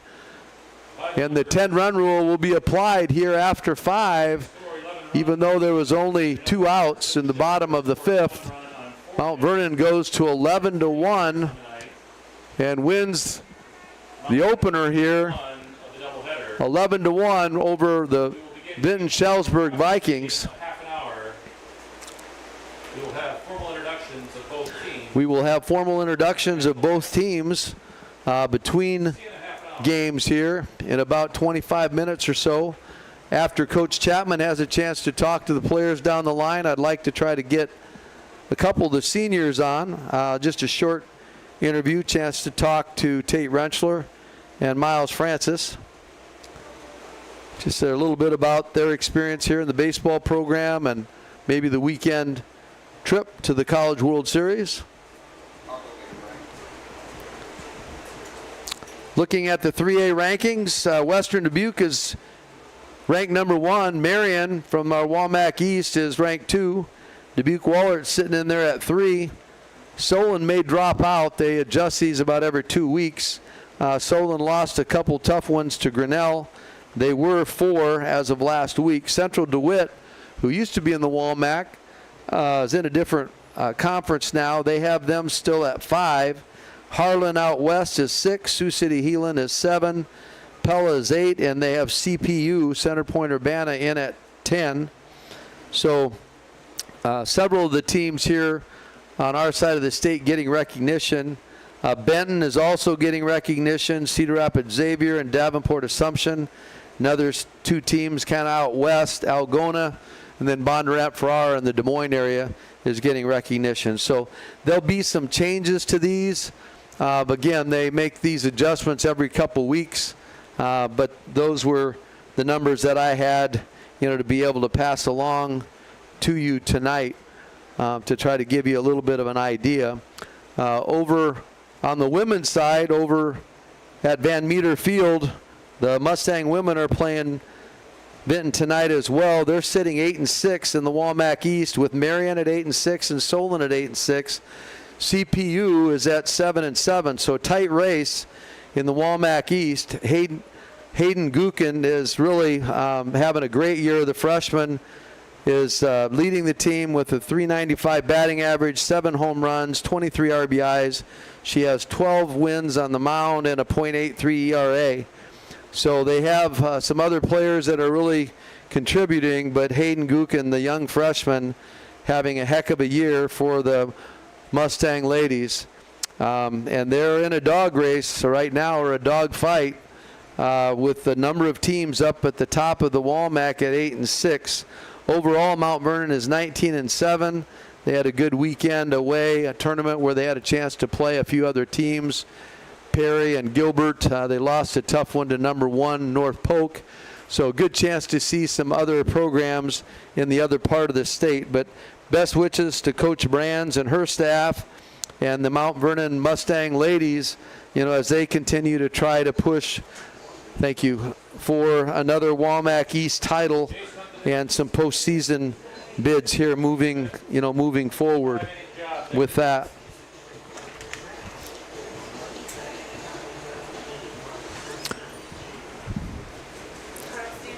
Couple other games coming up of note. Tomorrow, level 2 will be over at Vinton. The level 3 game at Vinton today was postponed because they couldn't get officials. So tomorrow our level 2 will be playing at Vinton. And then, of course, Wednesday is the Western Dubuque doubleheader at Mount Mercy for the varsity. Thursday, level 3 will be playing here against Benton.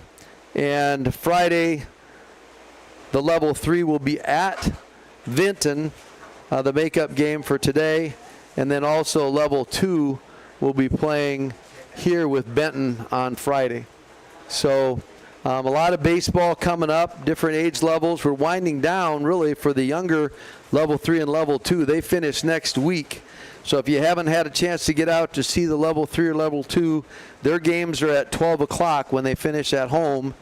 And, it's great just to see some of the young faces that will be coming up into the varsity program. But in game 1, it was the Mount Vernon Mustangs winning 11-1 in 5 innings. So a great start, and we'll be getting ready here for the second game in about 15 or 20 minutes. I have Tate Rensselaer here with me, the senior left fielder. And so Tate's going to impress us with his ability to have fun on the mic. So welcome to the crowd, Tate. Thank you, thank you. Great way to start, man. That was a big 10-run rule win, and you had a real nice line drive there late. I mentioned you earlier tonight on being the defensive player of last week. You've had some great innings in left field, but they mentioned your leadership in the outfield, but also hitting .330 last week. So my memory so far is the play at the plate against Solon to win in the walk-off. That was pretty fun. Yeah, that was a great win, and a lot of fun to make that play up for sure. Yeah, so tell us a little bit about this past weekend. You had a big win at Atlantic, 8-3, and then the College World Series. Tell us about your experience on Friday and Saturday. It was a lot of fun. We made the trip up to Atlantic. It was kind of a long drive, but it was a decent team up there, and played a good game. Ended up handling them pretty well and getting a good win. And yeah, from there on out, it was a great weekend to spend with the team and just bond with everyone, have some fun, and go watch some more baseball and watch really good college level teams play out. In, Did you Omaha. get to see the Kentucky home runs? Is that the game you saw? I mean, that was crazy. Yeah, we went to the Kentucky game, and yeah, that was a crazy finish, that game for sure. Yeah, the one guy went yard, hit it from the left side. It kind of wrapped around the pole to tie it, and then it went into extras. Another guy, juiced it for a home run to win. So that was pretty amazing. And a lot of the games were, really, really close, kind of going from there. But tell us a little bit about, obviously you've got a lot of baseball yet here. We're kind of the second half of the season coming up. But tell us a little bit about what's ahead for you? We got to play baseball first, but what comes after that as you go into August? Yeah, next year I'm just planning on going to school next year at Kirkwood, and I don't know exactly what I want to do yet, but I'm going to get my gen eds done and whatnot and try to figure it out from there. Awesome. Well, they have a lot of programs. I had an opportunity to teach over there some. They had a coaching endorsement program that they ran through the state, Board of Educational Examiners, and so I had a chance to teach over there. So there's a lot of different things that you'll be able to, see and maybe decide, to specialize in and, get a BA or whatever you choose to do over there. What do you like best about the baseball? You like the hitting side? Do you like to gun people out from left? Do you like the rundowns? You had a couple in the corner early in the season in different places. What do you like best?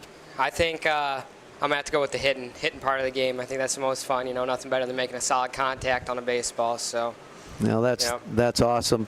Other highlights for you this year besides the play at the plate with Solon, things that I only get to broadcast the Monday night WaMaC doubleheader, so I don't get to see all the games, but just anything else that's a highlight for you here as a senior, kind of winding down your career? Yeah, I mean, we've had quite a few good games, and one that stands out was last week at Williamsburg. Hit really well and just had a nice team win that night, and every day's a good day out on the ball field here. So, yeah.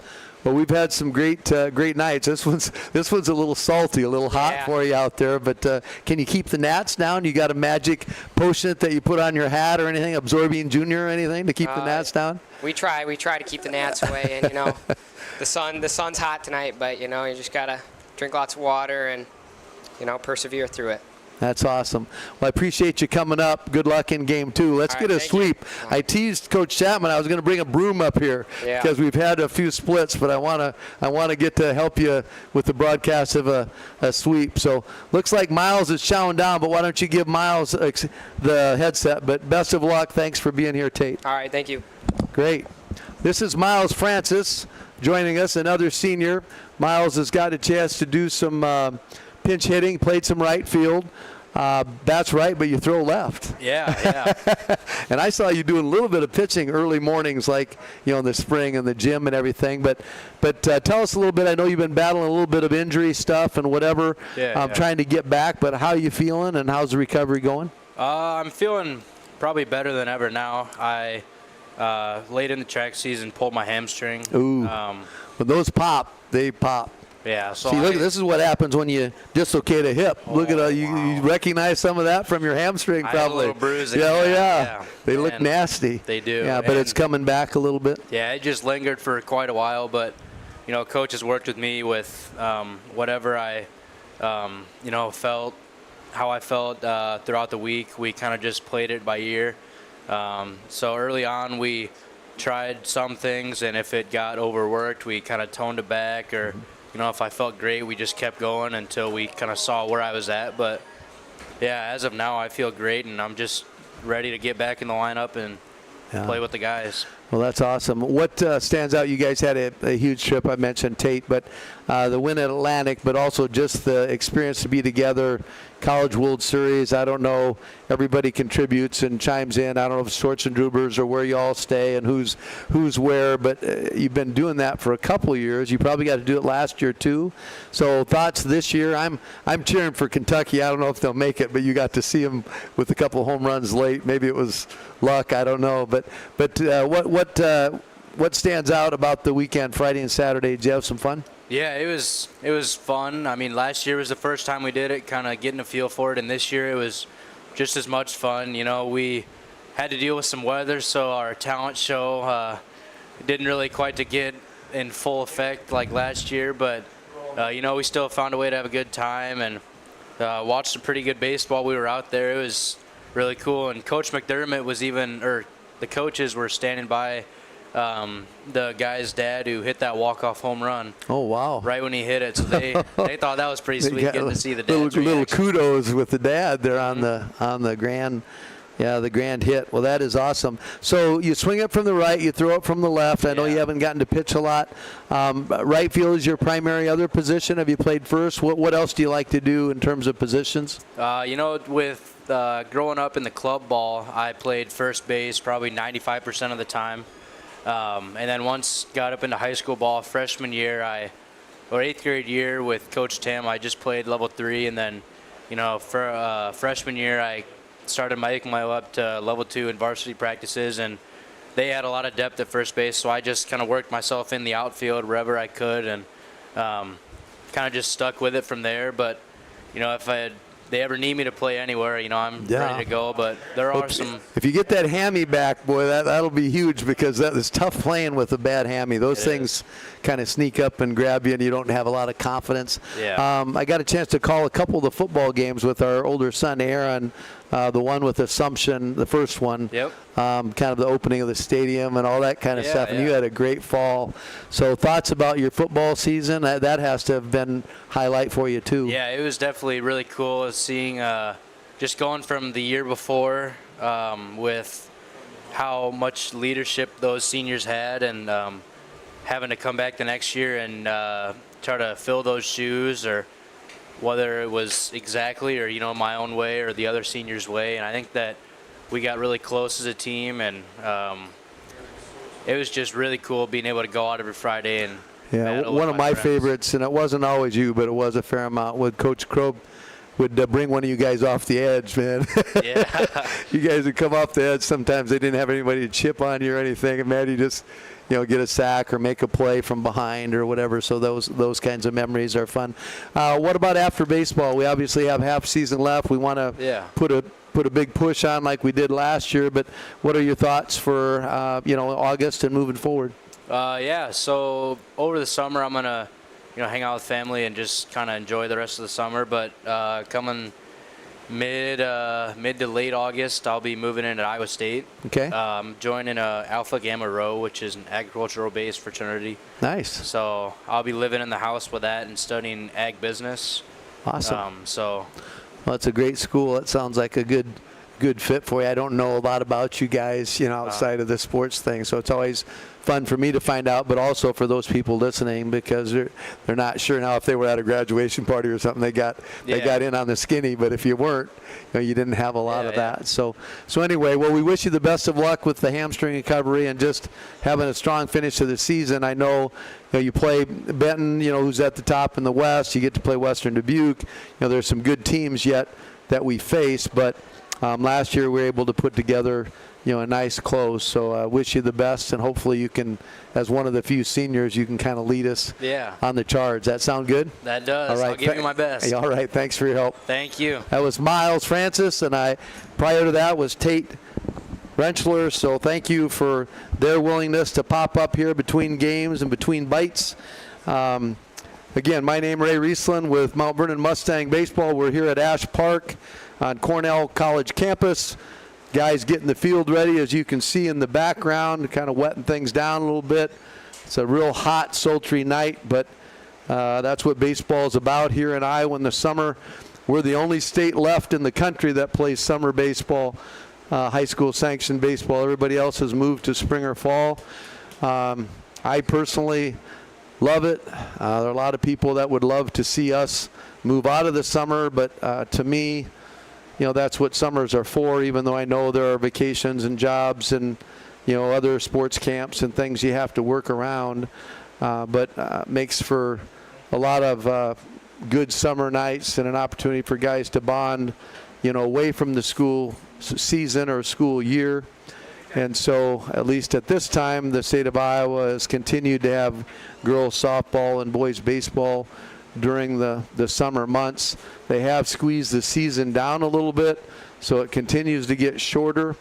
But the flip side of that is, if you were going to go into spring and try to compete against, track, tennis, golf, soccer, you name it, all the other things, swimming, whatever it might be, it makes it very difficult for a school the size of Mount Vernon. And we do still have a fair amount of multi-sport athletes. I know Preston Peterson does an awesome job in the strength room for our boys and girls. He's a smaller town multi-sport guy. He's working really hard at trying to help multiple sport athletes train through seasons, even though they're hardly ever out of season, to try to help their development and try to keep them as healthy as possible. And actually, help them reach their genetic potential from a strength standpoint and a speed standpoint. So we're blessed to have him on board, performance-based PE, as well as the summer speed and agility or strength program that's going on now, clear down into that, kind of 5th, 6th grade, group. So a lot of positive things happening here with Mount Vernon Athletics. And tonight, obviously, you had a chance, if you were tuning in, to hear game 1 with the Mount Vernon Mustangs winning 11-1 in 5 innings. Jace Jaspers was the winning pitcher of record, had a number of people contribute. But we are in a short break here as we get the field ready, and Dave Ryan will be bringing the starting lineups and the national anthem to you here shortly. I'm going to step out for a short break, but we'll be back with you. So I'll just turn down my mic so that you can continue to see kind of the background, and as you start to see the guys lining up for their position announcements and coaches talking with the umpires behind the plate, you'll know we're about ready to jump in. So again, thanks for supporting Mount Vernon Mustang baseball, and a great curtain raiser there with a win 11-1 over the Vinton-Shellsburg Vikings, and getting ready for game 2. I'll be back in a few minutes.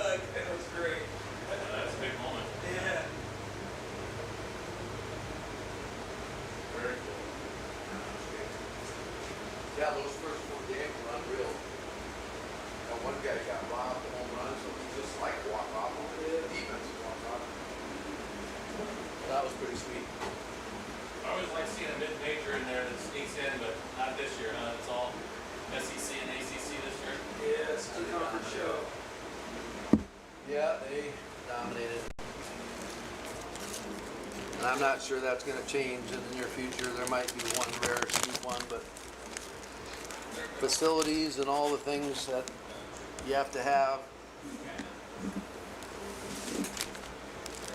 Iowa was trying, and then that guy that put down $10 million was investing funds, and he puts into Texas, so they lost their $10 million. And Coach, I think Get one of these you put out at the bank? yeah, we'll do that. In the garage too.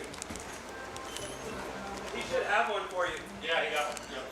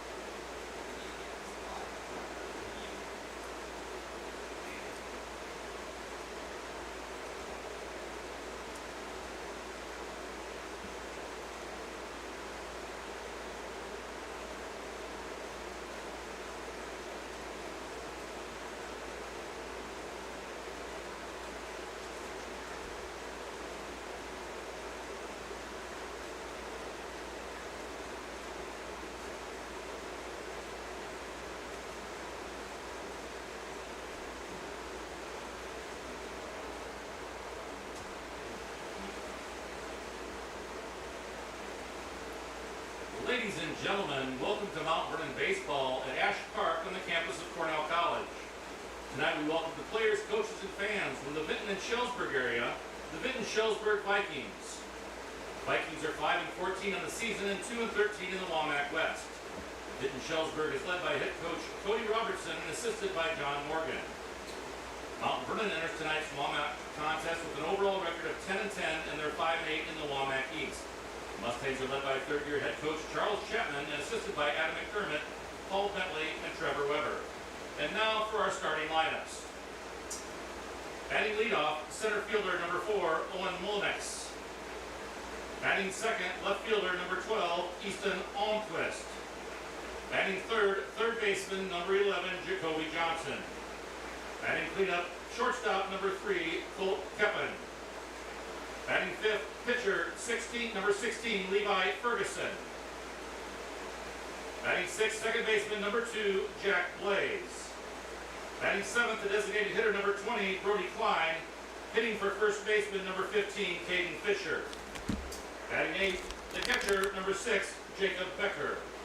And batting ninth, number 10, Colson Quale. And now for your Mount Vernon Mustangs. Playing second base, number 18, Colin Bentley. Right fielder, number 19, Cole Thurn. Center fielder, number 1, Michael Ryan. Catcher, number 31, Jace Jaspers. Shortstop, number 3, Garrett Schwarzenegger. Third baseman, number 23, Kellen Haverback. Left fielder, number 21, Tate Rentschler. First baseman, number 7, Ethan Wood.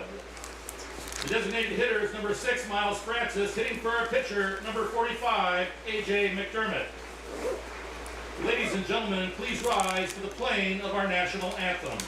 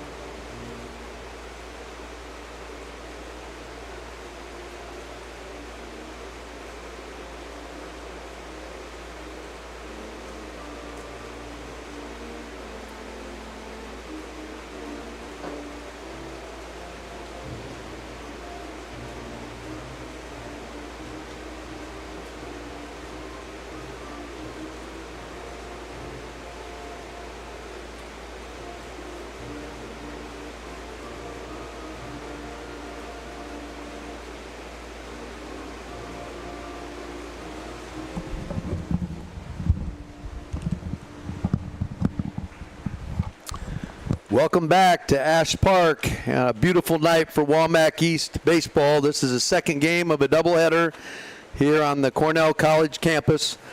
Mount Vernon was victorious in game 1 over the Vinton-Shellsburg Vikings, 11-1 in 5 innings. This will be the second contest of the night.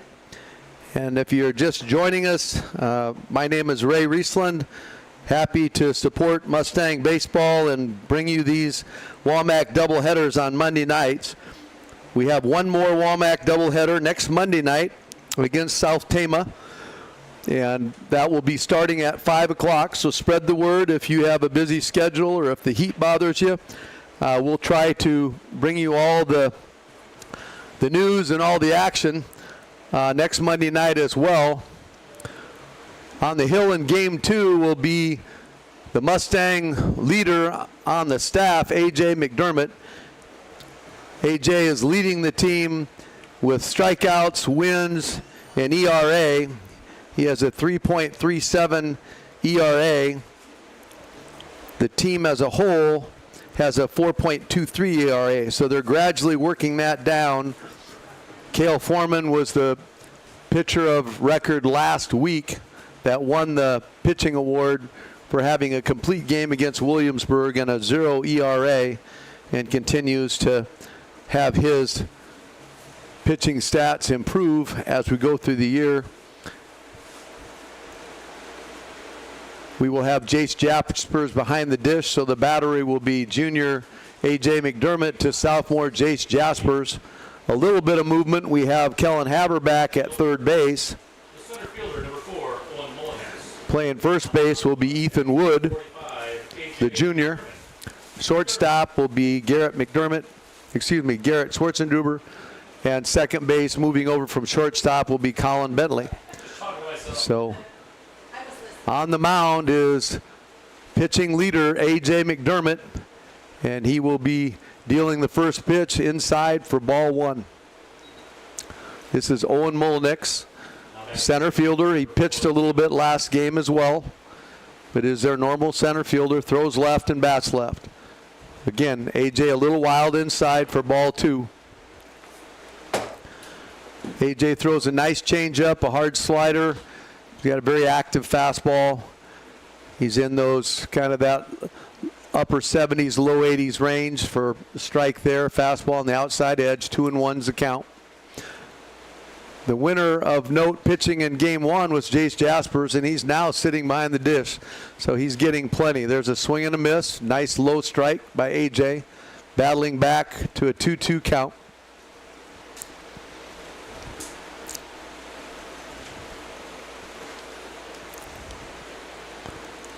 Tried to throw the chains a little bit away to the lefty.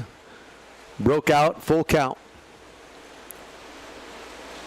Looks like Tate Rensselaer will be back in left. We thank him for interviewing with us. There's a little flare to the side of the center fielder. Tries to get there. Doesn't quite have the angle. It's by Mikey Ryan. It looks like Tate Rensselaer is going to get there, but the hitter pulls up a little lame. I'm not sure if he pulled a hammy or what he did. Coach McDermott's going to hustle over there. Excuse me, Coach Robertson. Would have been able to stretch it to a double, but he came out of there, kind of hurt himself. I don't know if it was the ankle or something higher, but Owen Mullinex, the senior center fielder, is trying to walk it off. Talking to the coaching staff down there a little bit. Cody Robertson is the head coach. John Morgan is the first base coach there, looking on, trying to see if he can work through it. But the ball was kind of drifting away from Mikey in center. The wind is blowing hard right to left, and so it was taking it towards the gap.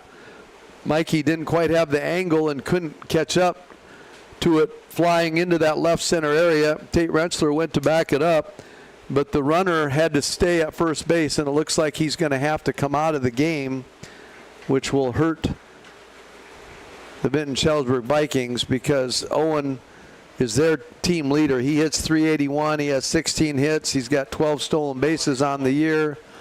So a tough break for Vinton-Shellsburg Vikings, and we'll hope that Owen is able to recover and come back quickly. I don't know exactly the nature of the injury, but a leadoff base hit for the Vikings. Brings to the plate Easton Almquist. Now batting left fielder, number 12, Easton Almquist. He's a senior left fielder. He also swings it from the left side. It's a fastball driven into right, base hit. They're jumping on A.J. McDermott early. The fastball is a little bit up. Going to have to keep working down, shooting the knees. So Vinton with runners on first and second with nobody out here in the top of 1. If you're just joining us, we're here at Ash Park with Mount Vernon Mustang baseball. Mount Vernon beat Vinton-Shellsburg 11-1 in 5 innings in game 1. We're just getting started here in the top of 1 in game 2. Ball gets by Jace. Runners will advance. Jacoby Johnson squared to bunt, the third baseman. And I think Jace was looking to see if there was contact, and it kind of squeezed by his glove. So runners will advance on the pass ball. So Vinton with runners in scoring position early with nobody out, and their number 3 hitter, Jacoby Johnson. He is a sophomore playing third base. 1-0 is the count for A.J. McDermott. Comebacker right at A.J. throws high to the plate, and he's under the tag. A.J. makes a great play to get it, but he didn't get his feet set. It's a little bit uneven out there on the mound. Had him dead to rights, but the ball climbed up in the air, and Jace did everything he could to catch it and get the tag down. But good aggressive running by the pinch runner for Molnix. And Vinton is on the board 1-0 here with nobody out and runners at first and third. So Vinton wasting no time to answer, coming back from their 11-1 loss in game 1.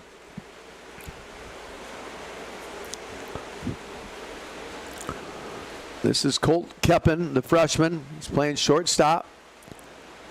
Nice block by Jace Jaspers. Runner advances to second base. Tried to get hung up a little bit. Jacoby Johnson wanted to see what kind of a play we had on first and third. But with the block pitch, we just let him advance to second base. So again, with nobody out, 2 runners in scoring position, and Keppen at the plate. Foul ball away by Colt. Colt had a nice base hit in the first game to pick up a ribby. He has 2 wins on the year as a pitcher, but also plays shortstop for the Vikings. Here comes the pitch. Breaking pitch, outside corner, beautiful backdoor pitch. And A.J. looks to be settling in just a little bit here. 1-2's the count to the freshman Keppen, but Vinton with runners on second and third. Good job by Colt Keppen to fight away that changeup. A.J. McDermott trying to squeeze one in there on the outside half. Still 1-2 the count. A.J. still way ahead.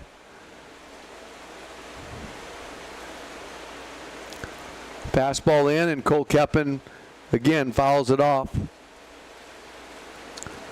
Mount Vernon defense appears to be satisfied just to get an out here. We're early. Corners look like they could go to the plate if they need to gun somebody.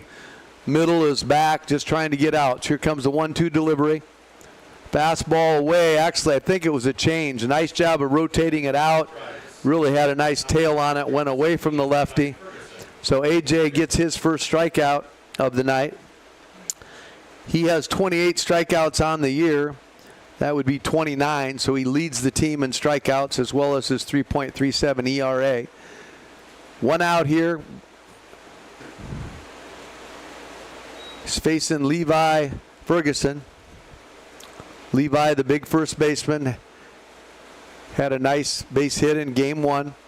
He's got a chance to pick up a couple ribbies here. Strike 1 on a breaking pitch. We're early here in game 2. We're in the top of 1. Vinton has already plated 1. They're up 1-0 and threatening with runners at second, third, and 1 out. It's another beautiful breaking pitch by A.J. McDermott. Runs the count to 1-2. A.J. trying to set him down here so we can get out without much damage. Here comes the 1-2, pitches away. Fastball down and away. Good stop by Jace. Got Ethan Wood at first, Colin Bentley at second, Garrett Schwartzendruber at short, and Kellen Haverback at third. Here comes the pitch. Show roller to Haverback. He's going to go across to first base. Nice scoop over there by Ethan Wood.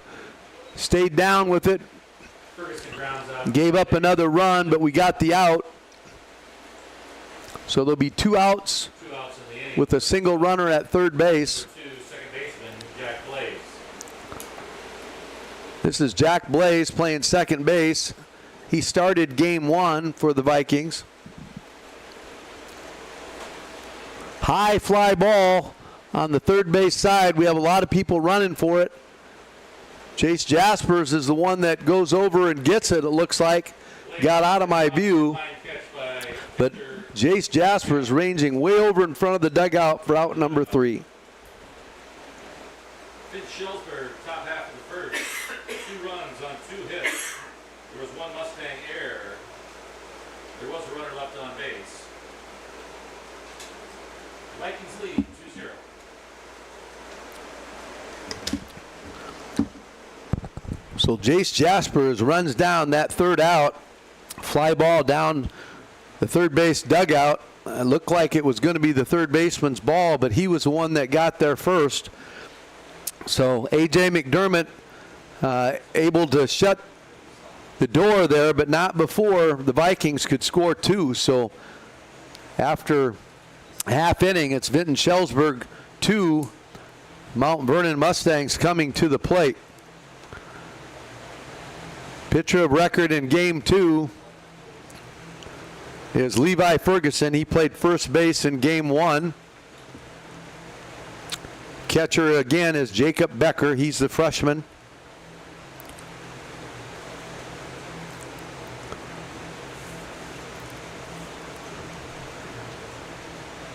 And leading off for Mount Vernon again will be Colin Bentley. He was our offensive player of the week last week, hitting .435, 10 doubles, 1 triple.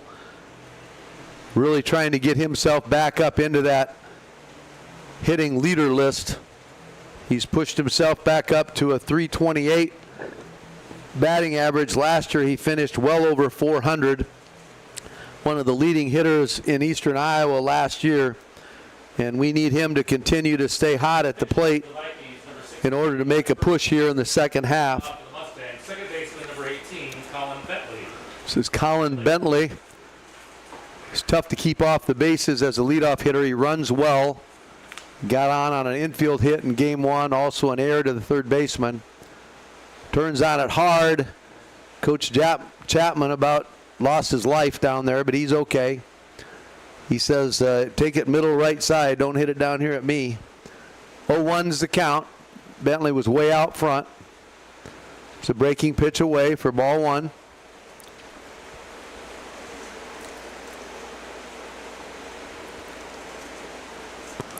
It was a 1-1 high breaking pitch. Bentley stays off. Looking for one pitch here. Here comes the 2-1 pitch. Rolls over the top again. Big hop for the third baseman. Throws high. It's wide. Bentley's going to go for 2. Left-handed first baseman gets it into the middle. Looks like Caden Fisher playing first base. So again, another error. Colin Bentley able to advance to second base. Similar occurrence in game 1. One of the infield hits he beat out, but the other one was an error, throwing error. And it happens again here in game 2. So Bentley in scoring position with nobody out, bottom of the first inning, and this is Cole Thurn, the junior. Squares to bunt down the third base line. It's a good bunt. Ferguson has trouble fielding it. Thurn runs well, and he's safe at first base. A little bit of a bobble by the big pitcher Levi Ferguson, and Thurn is able to beat it out. Thurn is playing right field this game. He caught game 1. Mikey Ryan up to the plate. He's our sophomore leading hitter. He's a sophomore center fielder tonight. He's also played third base. Throw over, and Thurn is back. Michael Ryan hitting .345. Had another good week last week. Fastball down. No attempt on Thurn. He runs down to second base easily. So we're runners at second and third with nobody out. Chance for Ryan to pick up a couple ribbies. There's a shot that's going to be down. Hard hit. They hold up Thurn. Mike Ryan is going to stay at first base. So nice line drive. RBI base hit by Mikey Ryan. Game 1, he hit 3 deep balls to left center that went about .370, but they were caught. He was able to get a couple RBIs with runners tagging at third, but that was a line shot down the left field line. This is Jace Jaspers, the cleanup hitter. He's catching this game. He pitched game 1. Ryan leads the team in stolen bases. The throw over, he's in. They had him leaning a little bit, but he was athletic enough to get back in. Nice move there by Levi Ferguson to keep him close. Ryan has 13 stolen bases on the year. They throw over again, trying to give Jacob Becker, the catcher, the freshman catcher, a chance to throw him out, or at least first and third situation. There goes Ryan. There's the cutoff throw. Runner stays at third base. So Ryan with another stolen base. That's 14 on the year. And we have Ryan at second and Thurn at third, with our cleanup hitter Jace Jaspers hitting .333. The sophomore catcher is going to try to pick up some ribbies. Inside corner for a strike. Jace Jaspers, excellent wrestler, second in the state a couple times as a young wrestler. I think is going to be gone for about a week, so we'll miss him. He's going to be wrestling in Florida here for a week or so, so it'll be good to have him back, but we wish him luck on his involvement there in Florida. Right now we just want him to hit a shot. There's a deep fly ball to center. Center fielder came up. Now he drifts back and makes the catch, but we'll be able to tag the runner at third. Throw kind of gets away, but Mikey wisely stays at third base. So Jaspers is compact and strong, kind of fooled the center fielder as to how deep that was going to go. So an RBI for Jace. And Mount Vernon has tied the game here in the bottom of the first, 2-2. We have one out, and junior shortstop Garrett Schwarzenbruber is at the plate. Breaking pitch, sharp ball hit to the second base side. He knocks it down, tries to go to one, throws it away. Schwarzenbruber's going to take two. There's a throw. He's under the tag. Good aggressive running by Garrett Schwarzenbruber, the junior shortstop. Played third base in game one. Second baseman knocked it down. Jack Blaze looked like he had a play, but then he couldn't get the handles and threw it away. Threw it by Caden Fisher at first base. Runner scored, and Mount Vernon has won this inning and climbed ahead 3-2. There's only one out with a runner at second base. This is Kellen Haberback playing third base. He's a sophomore. This is Levi Ferguson dealing. Pitch in the dirt, ball one.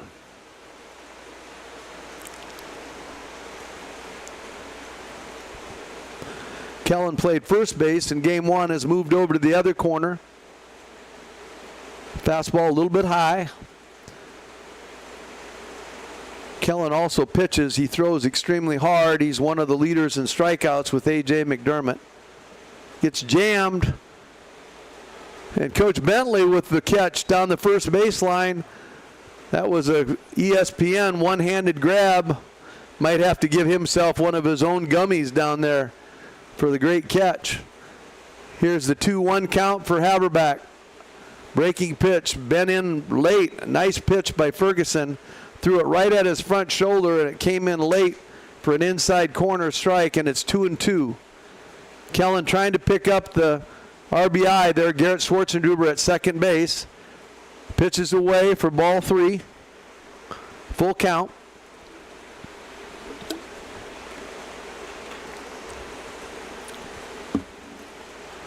Wind blowing hard right to left. This is Haberback. Breaking pitch in the dirt. Good discipline by Kellen. Haberback draws the walk. Now batting. This will bring up Tate Rentschler. We had our privilege of interviewing Tate between games. Going to continuing his education there at Kirkwood. Get some of his gen eds out of the way. He's having a great time playing baseball here at Mount Vernon. Breaking pitch. Hugs the inside part of the plate. Foul down the third base line. Tate had the walk-off slide into home plate to beat Solon. He mentioned the Williamsburg win last week, 9-1. He had a great game against Williamsburg. There's a pickoff attempt, kind of a wheel play by Ferguson. Schwarzenbruber is back.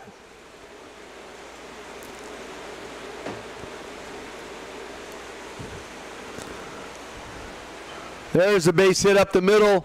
Timed nicely by Tate. Schwarzenduber is going to score. Center fielder throws it to the plate. And Rentschler aggressively takes second base. Advances to second on the throw. The throw probably was to third base, but the center fielder Out at second and third. threw it to the plate, which allowed Rentschler to take an extra base. Ethan Wood. Owen Molnix, the center fielder, got hurt running in the first inning on a nice line drive hit.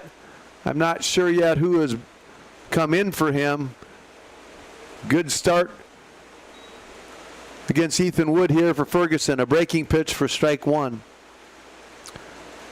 Mount Vernon has tagged on 4 here in the bottom of 1. Good block there by Jacob Becker, the freshman catcher.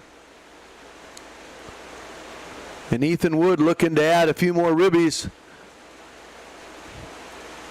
here against Levi Ferguson, the senior. Swing out in front on the off-speed pitch. Down in the count, 1-2. Ethan trying to be patient. Ethan's going to be away too at some football combines and not going to be with us for a couple weeks. So we'll have to kind of go with the next man in philosophy and have guys just continue to step in and play hard. Slaps it kind of to the shortstop side. Keppen able to reel it in for out number 2. Now at the plate, designated hitter number 6, Miles Francis. So Miles Francis, again, our pleasure to interview Miles, one of our seniors. Going to be going to Iowa State in ag business. Had a great football season, kind of trying to get his hamstring healed up. There's a breaking pitch for a strike.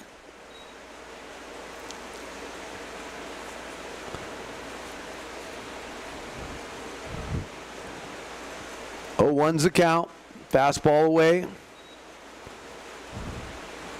Miles trying to get a few of his first ribbies of the year, kind of having to rehab that hamstring from track season. There's a breaking pitch for a strike. Strike 2. Got to try to see that early, take it up the middle, go the other way. Here comes the 1-2 pitch. There it was again, but we swang through it that time. So a good strikeout for Levi Ferguson, gets out of the inning, but not before Mount Vernon scores 4 in the bottom of 1. So Mount Vernon wins inning 1, 4-2. And after 1 complete, it's Mount Vernon 4, Vinton-Shellsburg 2. We'd like to thank Lunescus Law, Richardson Hansen Agency, and Lunescus Consulting for supporting the student athletes of Mount Vernon, also the Fine Arts program. It's an awesome opportunity for many of us to be able to bring you the games on both sides, whether that's softball, baseball, volleyball, football. It's just really helpful for people that can't make the outings or are unable for some reason to attend a contest. And then to be able to put these and backlog them so you can go back and watch them or listen to them. And so you can pull back past games. Players can go back and listen and watch. So a lot of advancements in technologies here for high school as well as college.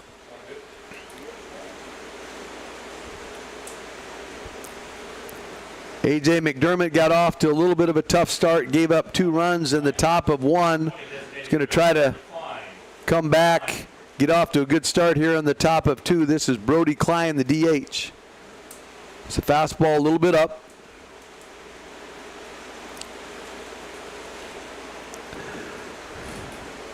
A.J. competed really hard against Clear Creek. There's a hard drive down to the third baseman. Haberback has the strong arm, throws over. Nice stretch by Ethan Wood. So Kellen stays with it. He knocks it down, picks it up, and throws him out for out number 1. Now batting pitcher number 6, Jacob Becker. This is the catcher, Jacob Becker, a freshman.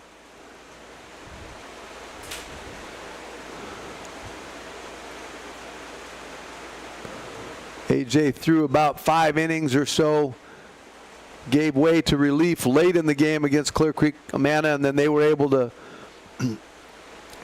put a big number on that kept us away from it. We came back a little bit, but got away from us in game 1 last Monday night. Tonight we started Jace Jaspers and kind of flipped the switch a little bit and had AJ start game 2.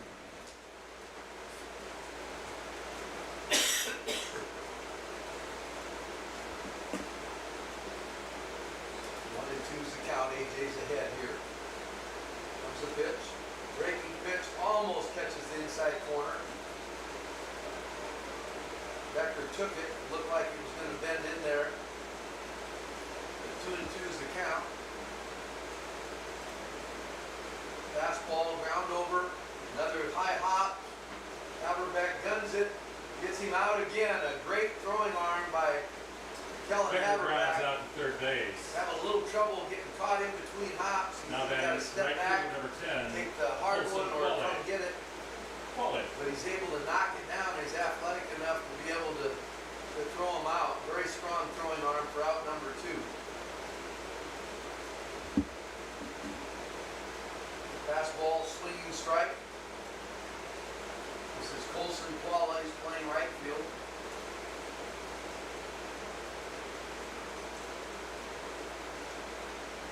Fastball outside corner, just misses. 1-1's the count. AJ trying to put up a goose egg here. Shut him down during the top of 2 so we can come back in and get some more runs. There's a hard line drive. Short hop, Haberbeck fields that one cleanly. Nice scoop by Kellen. And guns it out. So Kellen Haberbeck gets all 3 outs. Haberbeck with 3 assists on the 3 inning. opens there. And so he's the hot After corner right 1.5 now. to score, Mount Vernon 4, And Wood does a Vinton-Shellsburg nice 2. job at first base to bring him in. So after 1.5, it's Vinton-Shellsburg 2 and Mount Vernon Mustangs 4.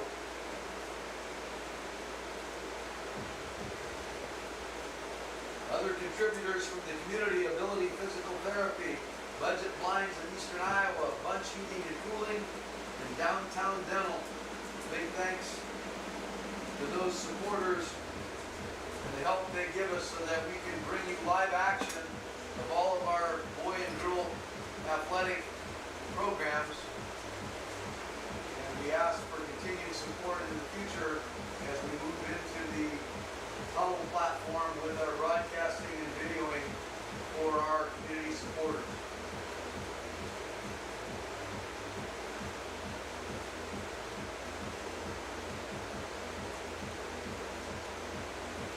Tomorrow, our level 2 will be traveling to Vinton.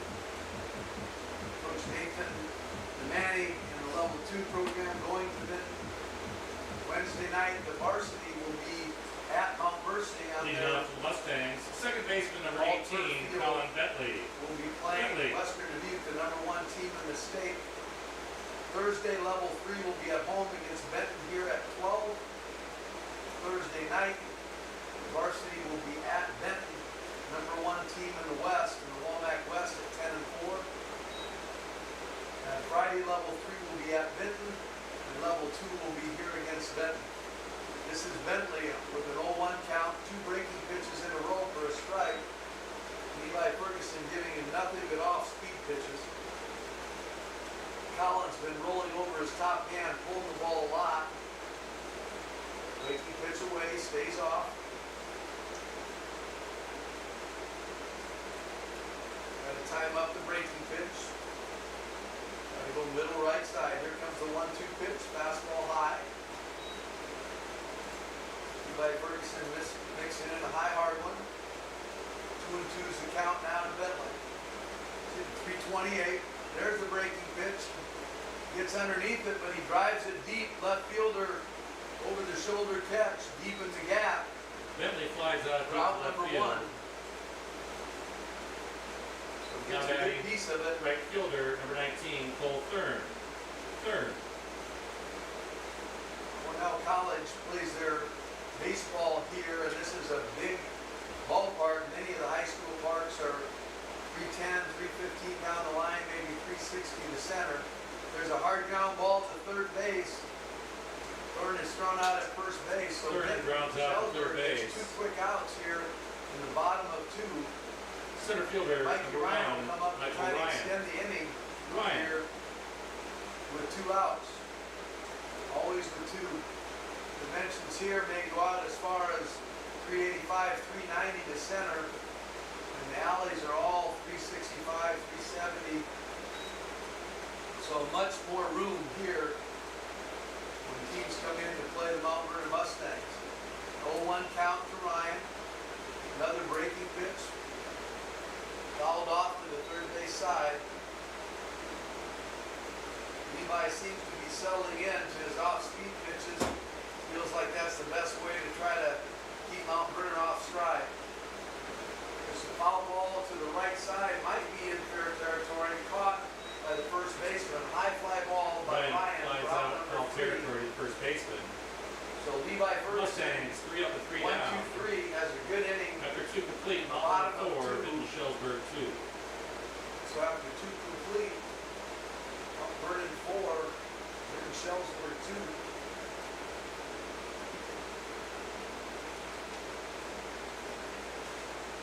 That second inning was brought to you by Gary's Foods, Kelly's Concrete, and Copenhagen and Associates. Get a chance. Stop in and see those folks. We appreciate the support they're giving us. And we ask for their continued support as we move forward with our athletic and music programs here at Mount Vernon High School. This is A.J. McDermott on the mound. Helen Haberback is at third base. Shortstop and Garrett switched over. Colin Bentley moved over to second base from shortstop. And Ethan Wood playing first base. Right fielder is Cole Thurn, center fielder Mikey Ryan, left fielder Kate Grimson.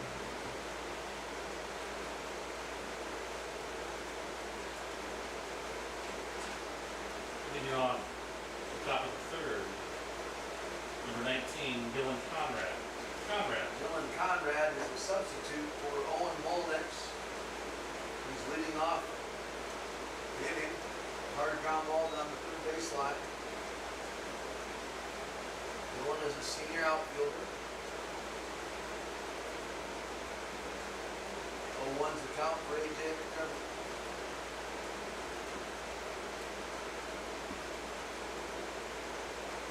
Strike 2, a swinging miss.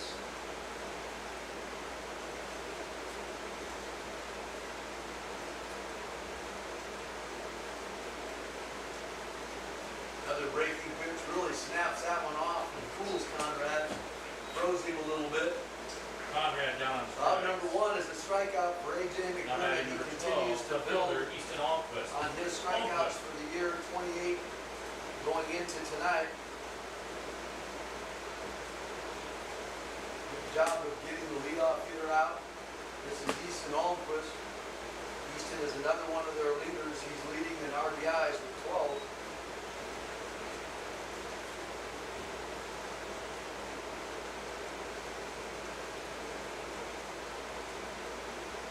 Swinging miss there for strike 1. 0-1's the count. McDermott deals. There's a hard breaking pitch in on the hands for strike 2. AJ hasn't been afraid to go with the off-speed change here and run it away from the left-hander. We'll see what he chooses to do. 0-2. Jace Jaspers is catching behind the dish. Comes the 0-2 pitch. It was the change. Another foul ball. Didn't quite get outside enough. Almquist able to foul off. Another 0-2 pitch. Looking for a good waste pitch here by A.J. McDermott. 1 out in the top of the third. There's a fastball for strike 3. Almquist out on strikes. Second strikeout of the inning for A.J. McDermott. Third baseman, Jacoby Johnson. A.J. settling in here after giving up 2 in the top of the first. This is Jacoby Johnson. Jacoby is a sophomore, playing third base in both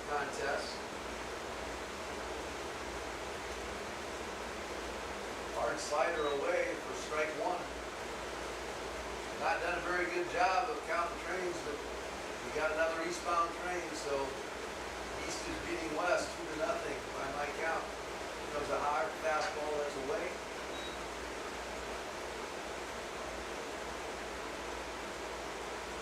Wind still blowing out right to left. I asked Tate Rensler how the bugs were out there, how the gnats were. The wind helps a little bit. They have all their own concoctions. They have Zorbine Jr. and all different kinds of soother sprays and whatnot. There's a little fastball in on the hands. Good job of fighting that one off. Base hit by Dakota Johnson. Now batting shortstop, 1-2 number 3, count. McDermott Cole tries to Keppen. get a fastball in on the hands. Doesn't get it in quite tight enough. And Johnson able to muscle that one out into left field for a base hit. So with 2 outs, it brings Keppen to the plate. He's the freshman. Colt has 2 wins on the year as a pitcher. He's been playing shortstop tonight. Takes a call breaking pitch for strike one.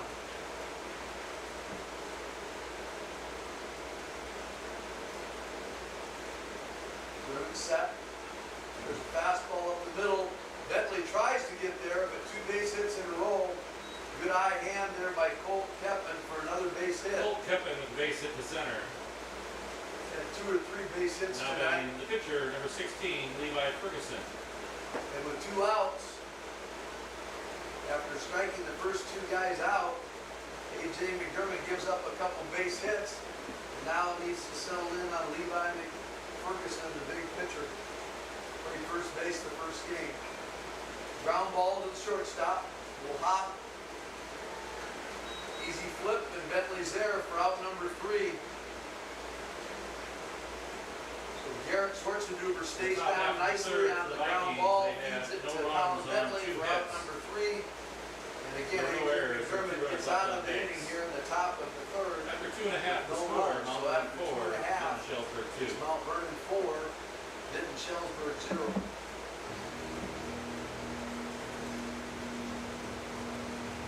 The coaches also give a Mustang award after every week. I've not had a chance to get to that one yet, but it doesn't mean that it isn't important. The Mustang award goes to Eric Lamb Jr. This past week. He has gotten some at-bats, mostly in JV games. He says he's 4 for 5. He's been a strong teammate throughout the first half of the season. Eric tore his ACL playing basketball this winter season, had the surgery, and is working hard with his rehab, wearing a brace, trying to get himself back so that he can maybe DH, maybe play some first base. He's been cleared to swing and do some things athletically, but it takes a while for that ACL to kind of get settled in and to get everything around it strengthened up. So again, congratulations to Eric Lamb, the junior, kind of a tough year. I had a football injury as well. I can't remember if it was a dislocated finger or what, but he was in a cast or some kind of a bundle early, and then playing basketball tore his ACL. So it's been a tough year. So congratulations to Eric Lamb and his hard work at rehab and Now trying to batting get for the himself back Mustangs, in the bottom of into the the third, lineup pitcher here number as 31, we, Chase Jaspers. get toward Jasper. tournament time. He was the batter that hit a home run against West Delaware in our first tournament game last year that put us ahead of West Delaware, helped us win the game there, beat the conference champion in tournament. Then we went up to Waverly and were able to beat Waverly. And then that sent us to the sub-state final where we played Western Review. And we just fell short against Western Review. So hopefully Eric Lamb will continue to see some at-bats and feel that need. Hard ground ball to the shortstop. Keppen knocks it down, throws across, gets the out. Jaspers grounds out to short. Now batting Chase shortstop Jaspers number 3, Garrett Schwarzenegger. down on a ground ball to the shortstop for out number 1 here in the bottom of 3. What we want to try to do here is score a little bit every inning. Had a couple games where we've gotten out and put a big number early, quiet ourselves down, and then we get ourselves in a tight ball game at the end. And it's the kind of game here where you want to, chip away, score early and often, try to win every inning, put points up every inning. And this is going to help. Ferguson nails Schwarzenegger hit by a pitch. Schwarzenegger in the back. And he's going to jog down, seems to be okay. Junior shortstop. With one out, will be on first base, and Kellen Haberback, the third baseman, in one inning made every play here recently. Now we'll see if he can get a base hit and move Garrett into scoring position. Ferguson's done a good job of keeping our runners close. He's got a couple close calls over there. Trying to give Jacob Becker, the freshman catcher, a chance to throw him out if they're running. There's the breaking pitch, first strike. Pretty easy to steal on these slow breaking pitches, but we have to get a good read on his move. Kind of a delay steal that time, and he's thrown out. The catcher was, I don't know if he got caught in between, looked like kind of a shuffle Jacob delay, Becker and then throws he out was the going to runner. try to go, 2 outs in the inning.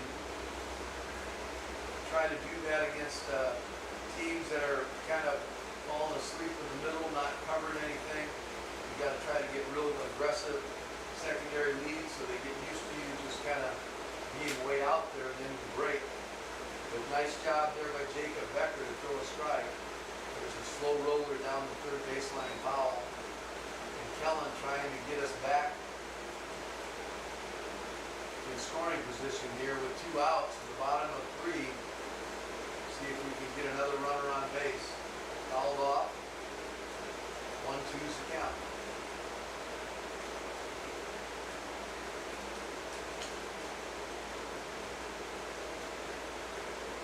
They haven't had any trouble with straight steals tonight. Fly ball to center field. Center fielder coming in, diving with the catch. Colin Haberback flies off the He thought center. it was going to come a little bit farther. The wind is Mustang calming half. down a little bit. Third inning, there were no runs on no Good hits. catch by There Dylan were no lucky Conrad errors out and no there in runners left center on field. base. After 3 complete, the score, Mount Vernon 4, Vinton-Shellsburg 2. So Mount Vernon comes up empty again here in the bottom of the third. But after 3 complete, it's still Mount Vernon 4, Vinton-Shellsburg 2.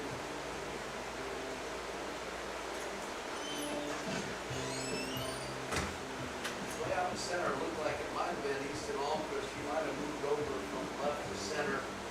Not sure that we have that right. Owen Molnix went out with a leg injury after getting a leadoff base hit. Inning number 1. They have to make some moves out there. We know that Dylan Conrad came into bat for Owen Molnix, and he's listed as the senior outfielder, but I couldn't tell for sure what outfield position he went to.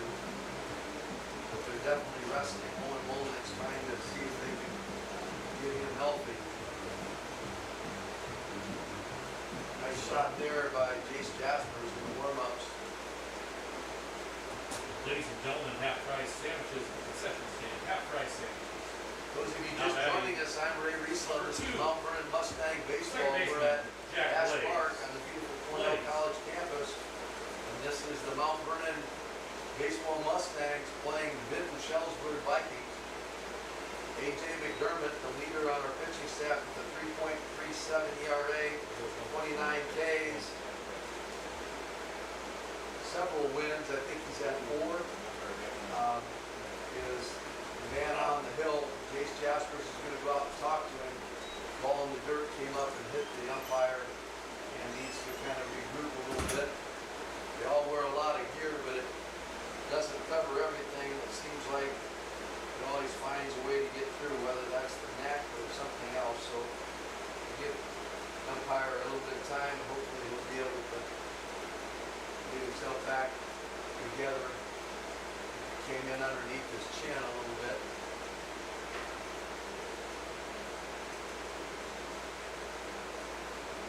This is Jack Blaze hitting here. He started as a pitcher in in game one, then went to center field, I thought. I think, and then he plays through second base. So again, a lot of moving around. Coach Robertson and Coach Morgan there have been trying to get their people in different positions to have a chance to be successful. There's a hard ball hit up the middle for a base hit. Bentley couldn't quite get down to it. Jack Blaze with base So hit to right Blaze center. with the leadoff We'll hitter go on fourth again. inning. Now batting designated hitter number 20, Brody Klein. Mount Vernon leading 4-2 in the top of the fourth. But Vinton continued to threaten with getting base runners on. This is the DH, Brody Klein. Brody is also a senior. Vinton playing with about 4 or 5 seniors. Mount Vernon has 3 or 4 in the program. Fastball line for strike one. Might have a chance for Jace Jaspers to throw him out here. Maybe a hit run situation to try to cover him up. Brody steps away and looks at his calling card to see what play is on as a batter. Here comes the set and the 0-1 pitch. There's a pickoff. Got to throw inside hard. The throw's away. Ethan has trouble getting the ball down to second base. We have him dead to rights. But not able to throw a strike Blaze down there. safe at second on the So throwing on yard. the air, Blaze able to take second base. Nice move by A.J. McDermott. Had him picked. Tried to clear with our first baseman to throw down to the middle. The throw got away from Ethan Wood. And so Vinton-Shellsburg with the runner in scoring position with nobody out here in the top of the fourth. Nice breaking pitch, nice comeback by A.J. McDermott. He's up 0-2 in the count. Bentley holding it close, now he bounces back. Fastball away for strike 3. A.J. gets one himself Strikes. on a good 0-2 pitch out Now of the batting strike number zone. 6, the catcher, Away Jacob for Becker. the big DH. This is the freshman catcher, Jacob Becker. He's caught both games tonight. Rangy young catcher, standing in there against junior A.J. McDermott. With a timing play that time, tried to bring Garrett Schwarzenegger in behind. Now Bentley back holding the runner close. Ground ball. They try to score him. Nope, they're going to hold him up. There's a long throw in. One hopper. Dick Rechler. Jacob Becker Looked with like the Kellen one-out single. Haverback was kind of caught in between with the runner at second. He didn't know whether to take everything he could or to flash back to third to see if maybe Garrett could get it and throw him out at third. So base hit in the hole between short and third. Courtesy runner number 1, Tate Schnieke. And again, the air is giving Vinton a chance here to put some runners Now batting right in fielder, scoring number position. 10, Colson Runners at Quale. first and third with one out. They'd like to try to get a runner that breaks early or caught in the rundown. We'll see what they do. There's a ball low on a fastball. Looked good. A.J. McDermott's asking where it was. Colson Quale squared to bunt and looked like it was right down the middle of the plate. It was called a ball. Again, good pickoff move by A.J. McDermott. Look to see if the runner will score. We're in a tight one here in game 2. Mount Vernon won game 1, 11-1 in 5 innings. This is Quale squaring the bunt. He gets the bunt down. They're going to take the out. Out number 1, but Vinton does score a run. Quale with the sacrifice bunt. He's Scores done a Blaze. great job of getting their bunts down. They've had a number of times where they played small ball and been able to get the bunts down. And they get Now closer to batting. 4-3. Dylan Conrad.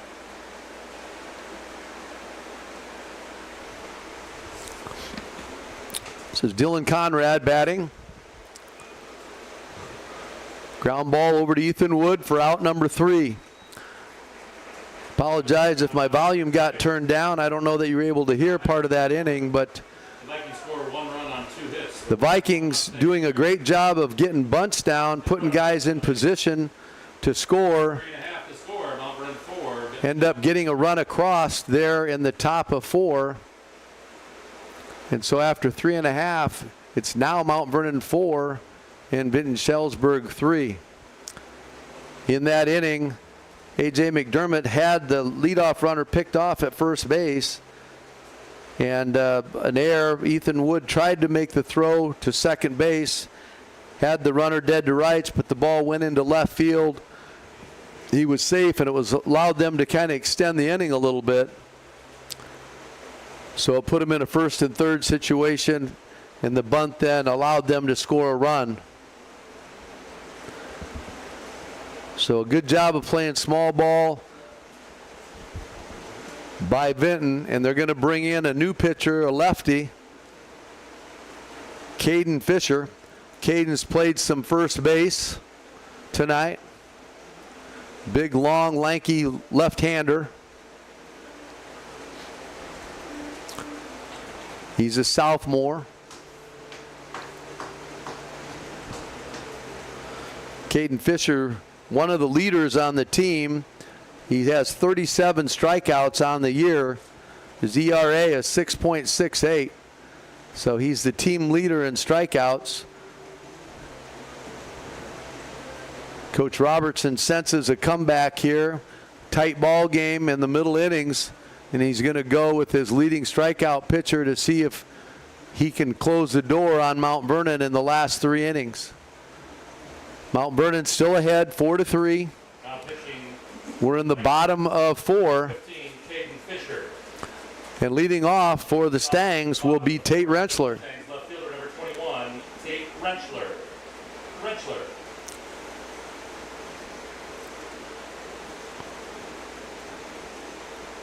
Tate was a defensive player of the week last week, hit .330 on the week.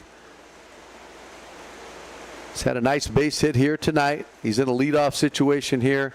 Mount Vernon doing a good job of getting their first batters on base, putting extra pressure on Vinton-Shellsburg to turn double plays, field bunts, throw runners out, that kind of thing. 1-1's the count. Ball's inside.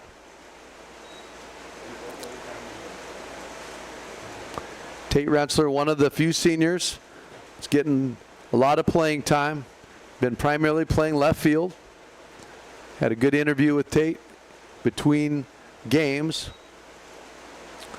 He's ahead in the count, 3-1. Great hitters count here. Wants to find his pitch. Got to sit on one pitch.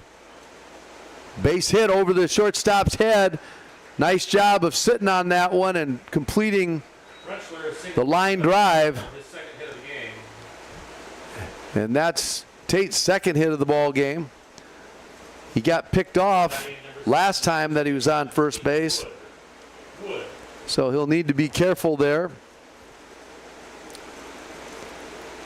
Got a lefty, so we'll have to sit tight, kind of learn his move. This is Ethan Wood at the plate, first baseman, a junior. Long pause by Fisher. Pitch in the dirt. Good job staying off by Ethan.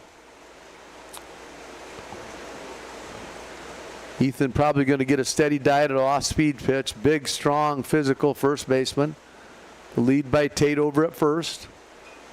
Little slap shot the other way. Shortstop's got a long ways to go with it. It's all he can do is to knock it down. Wood with the infield single. So Ethan takes it the other way. Now batting. Good job of putting it in play Number 6, Miles. on an outside pitch to the left side, and Mount Vernon with runners at first and second. And Miles Francis, the other interview between games, senior. He's hitting DH. Gets it down. Throw is wild. In comes Rentschler. In comes Wood.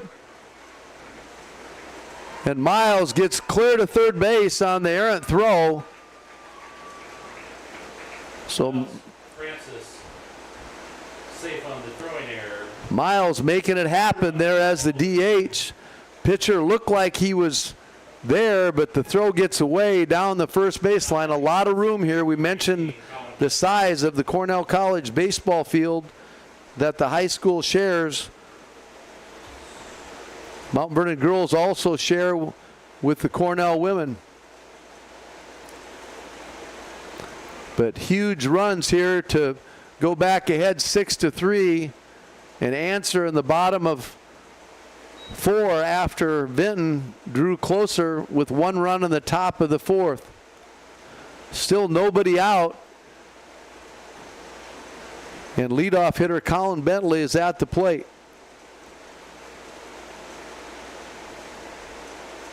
Ball high. Colin may have a green light here. He's been trying to get his swing back a little bit. He's been frustrated with hitting the ball right at people. Last week started to work out for him. He hit .435. There's a strike. Fastball that kind of bends back in. Ball's going to tail away from a right-handed hitter. So you've got to stay right with that. Go middle right side. Here comes a pitch by Fisher. Ball's away.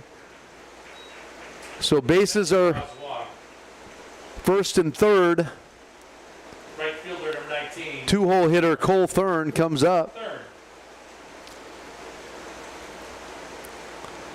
Thought they were loaded there for a second, but we scored a lot of runs on Miles Francis, dropping it down and put it in play. May end up doing the same thing here, first and third. See what kind of a play is on. Thurn's a good bunter. Steps off and looks to the runner's back. Caden Fisher, the lefty, just came on. Another bunt right in front of the plate. Good scoop that time at first base. The runner's got to try to get a little bit closer so that when the catcher throws it to first base, he can then break and score. Kind of a safety squeeze type approach. The ball did not get away from the batter's box. It barely was fair, so it would have been a tough play. This is Ryan, team leading hitter at .345. Had a line shot earlier right down the line. Has been hitting the ball hard. There's another line drive to right center. That should plate 2 more. Here comes Bentley. Francis is in. And 2 more ribbies for Ryan as he continues to add to his list. He had at least 1 in game 1. He was at he was one of the leaders. Jace Jaspers was at 16 come into this game. So he and Jace are pushing each other for the ribby lead. Mike does lead in stolen bases with 13. Jaspers takes the first pitch for a ball inside. Again, we've not seen this left-hander's move, so we have to kind of read that front side. Again, inside, ball 2. Mount Vernon has pushed the lead to 8-3, scoring 4 here in the bottom of the 4th. Ball 3 is low. Caden Fisher trying to use that high leg kick to kind of freeze Mikey Ryan over there at first base. 3-0 count. Steps back. Snap throw over. Usually they have an A move different from the snap throw, but he's got a real loose arm. Does a nice job of just flicking that over with stepping off the back. We'll see if he comes with a high knee and then comes over. Nope, little slide step for a strike. Pitcher varying his looks. Some are slide steps, some are high knee kicks. This is Jaspers. Ball 4.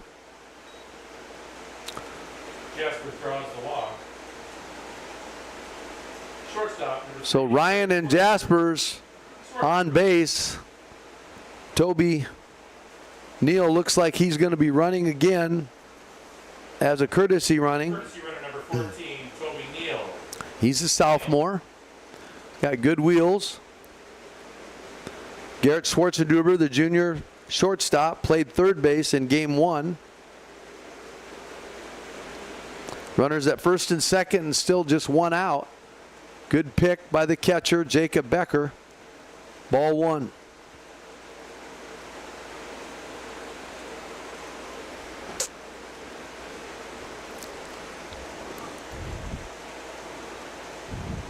Schwartzendruber's been able to hit the ball into that right center gap a couple times tonight.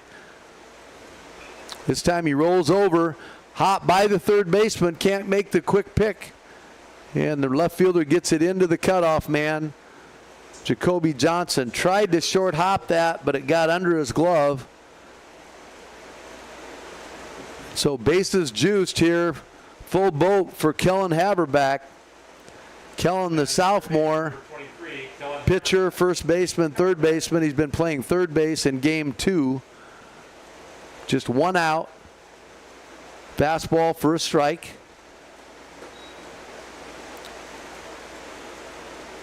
Corners playing in to try to get home to first, double play. Swinging miss by Kellen. Gonna have to shorten up here and try to put the ball in play. We have bases loaded, trying to add some more insurance runs. Here comes the pitch, breaking pitch, fouled off. Catcher gets it foul. Kellen had to go down and fight that one off. Did not want to go down looking. Might have been low, but he wasn't going to take a chance. Ryan's at third base.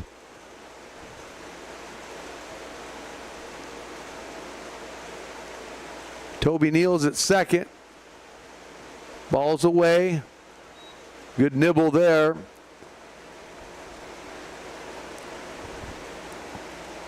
Caden Fisher trying to get an outside corner call. There's a breaking pitch for strike 3. Haberback down on strikes. 2 outs in the inning. Brings up the senior, Tate Rensselaer. Left fielder has a couple hits on the night already. First time that he's seen Fisher, the lefty. Fastball away for a strike.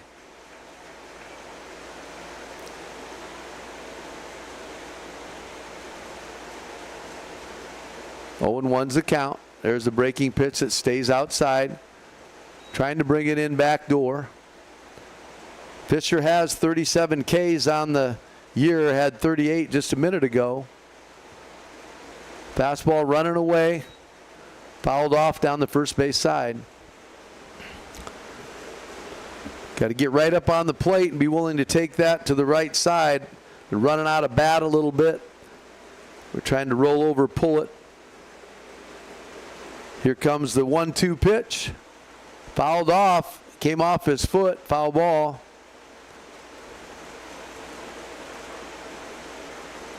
Tate fights off that breaking pitch. It was inside, but he was committed to the swing. Came off of one of his legs.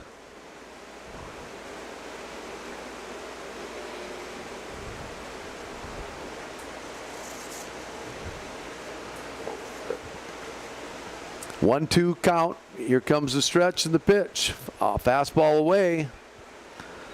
Good discipline there. It looked like Tate was going to offer, but he stayed off. It was up and away. A good 1-2 pitch by Fisher.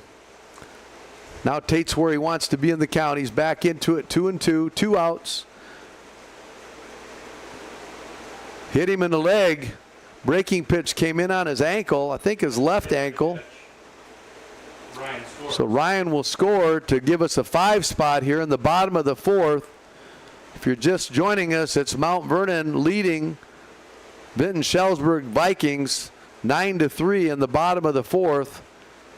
We have scored 5 here in the bottom of this inning, and we have bases loaded with Ethan Wood up and 2 outs. Fastball for a strike. Lefty on lefty.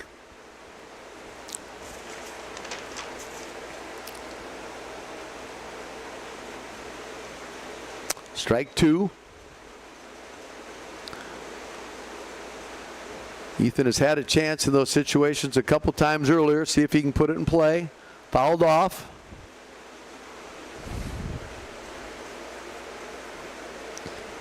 Big intimidating hitter. He slapped one to the left side earlier. Keppen was only able to knock it down, but has the ability to drive it someplace. We'll see if he can sit on one. 0-2's the count. There he sits on one and pulls it foul way down the line.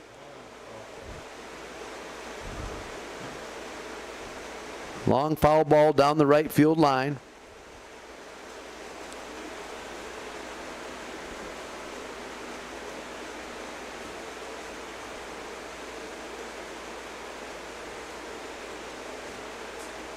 Bases loaded here with 2 outs, bottom of 4. Swinging miss, catcher steps on home plate. Good breaking pitch by Fisher, so Fisher strikes out 2, but not before Mustangs score 5 runs. 5 runs on 4 hits.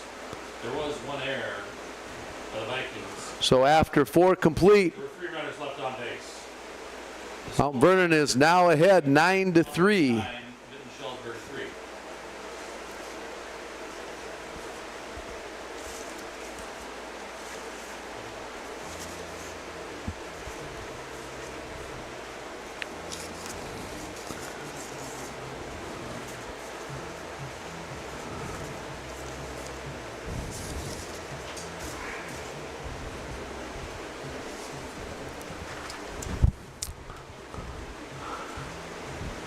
A.J. McDermott started game 2. Jace Jaspers, the catcher, is the winner of record in game 1 as a pitcher. McDermott, the team leader in strikeouts and ERA at 3.37, trying to get another WaMaC East win. Again, a good shout out to all of our sponsors: Yox Landing, Robertson Construction, Mount Vernon Bank and Trust, Copenhagen Associates, Kelly Concrete, Gary's Foods, Downtown Dental, Bunch Heating and Cooling, Budget Blinds of Eastern Iowa, Ability Physical Therapy, Lunescus Consulting, Richardson Hansen Agency, and Lunescus Law. Thank you for your support of the Mount Vernon student athletes. Batting here in the top of 5, number 12, Easton Almquist. Easton was hit there with a breaking pitch. I thought it just got dirt, but apparently it caught his shoe.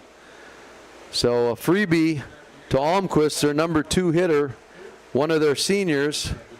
And it brings up Jacoby Johnson.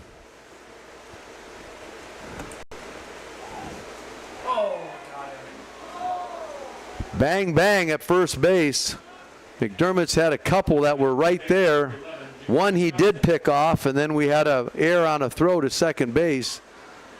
So he's been working his picks. Got to come set, varying his looks. Jace Jaspers, very good behind the dish at throwing runners out.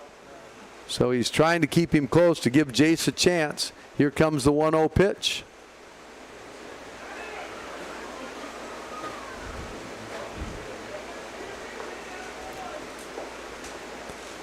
Every one of those is bang, bang. That time Ethan Wood he kind of slipped, and I thought that they might have got him because he kind of spun his wheels a little bit.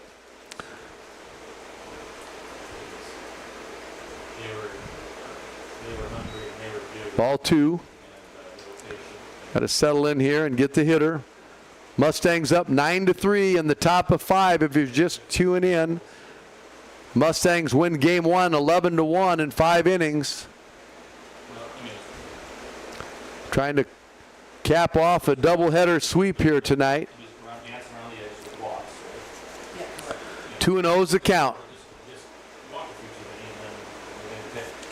Catcher calls time, or the batter calls time. Jace is going to go out and talk to him a little bit.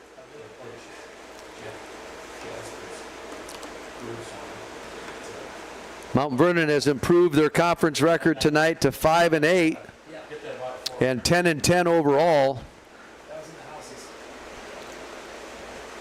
Trying to win game 2 to take their record to 6-8 in the conference and 11-10 to go over the 500 mark.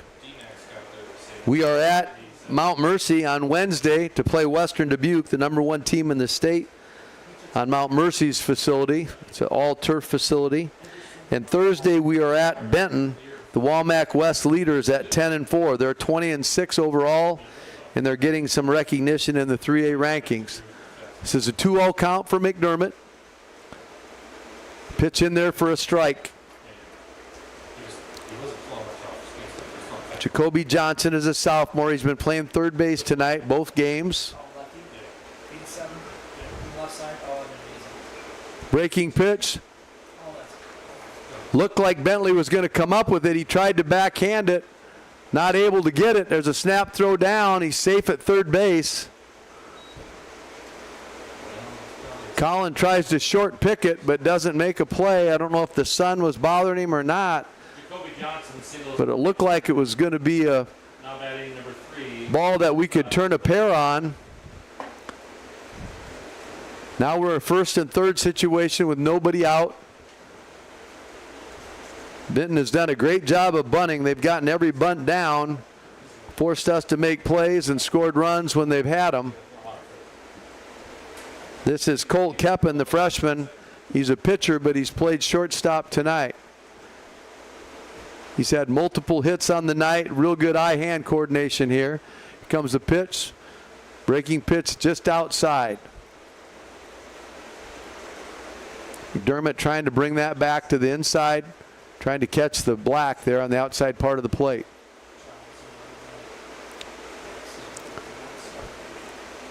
Vinton playing behind 9-3, so they've got to be a little careful with their base runners. It's another pickoff move over by McDermott.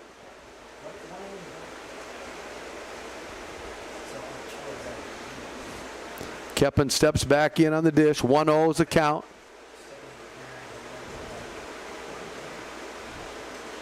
Comes the stretch and the pitch. Keppen bunts, misses the bunt, pitch down, is out there.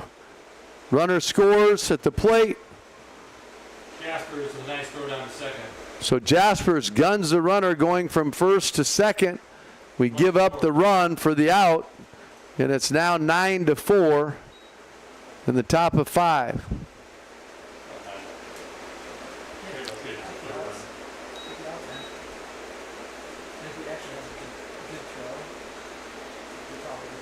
Get a clean start here. It's nice to have a catcher that has the ability to gun a guy out when you're up like that. Clear off the bases, start over. It's 9-4 now. We're in the top of 5. The bases are empty.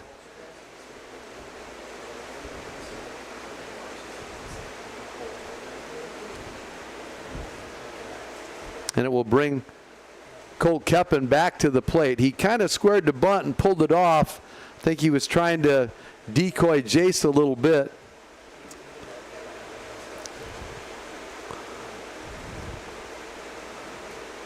Garrett Schwartzendruber was the one that took the throw. Some teams will do a read play with the second baseman coming in front and read the guy at third base, but with the sun and with the bunt rotation, you got to be a little careful. There's a big ground ball hop. Benton gets caught in behind for an error. He's just not aggressively going to get the ball.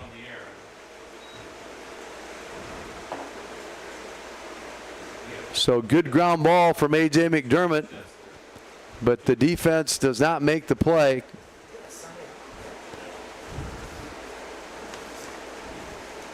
Mount Vernon this game has had throwing error and a couple ground ball errors. That will be the night for A.J. McDermott. And it looks like Landon Wilson, the sophomore tall lefty, is going to come in.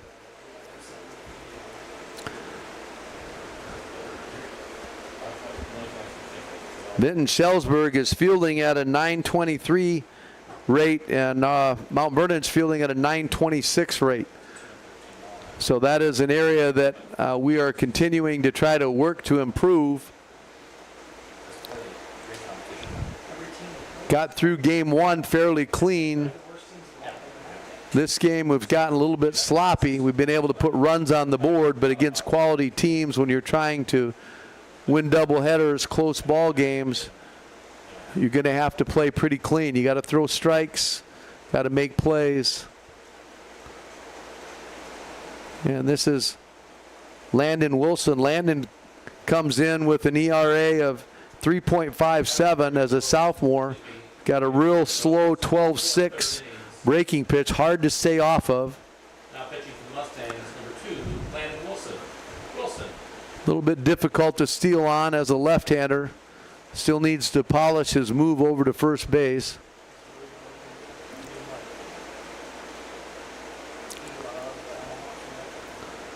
But it will give Vinton a different look here in the middle innings.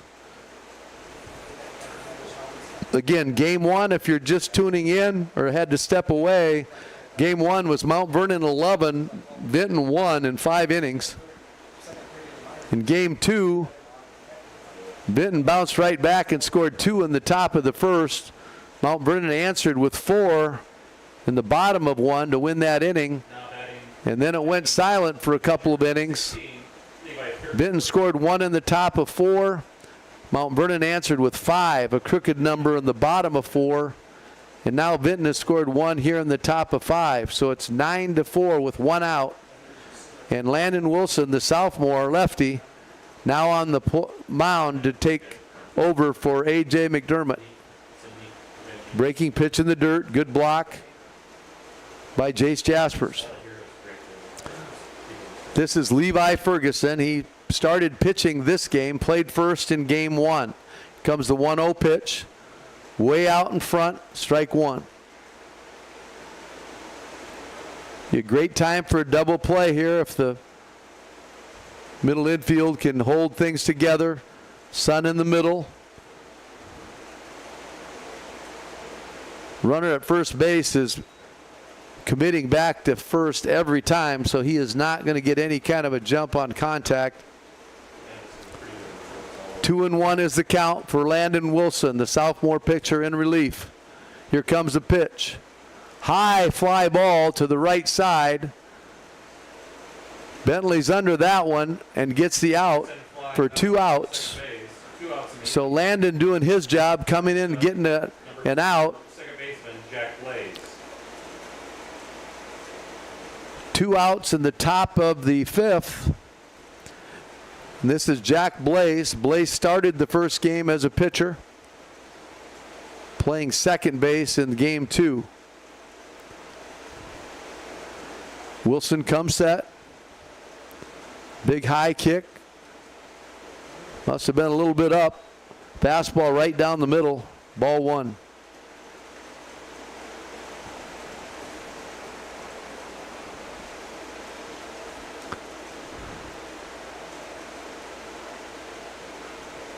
Slap down the left field line. Rensselaer's got a long ways to go, but he gets a great jump on it. Nice catch by Tate Rensselaer. The ball was drifting down the line with the wind going right to left, but Rensselaer runs it down for the 3rd out. So Landon Wilson comes in relief of McDermott, gets out of it, and after 4.5, it's Mount Vernon 9 and Vinton-Shellsburg 4.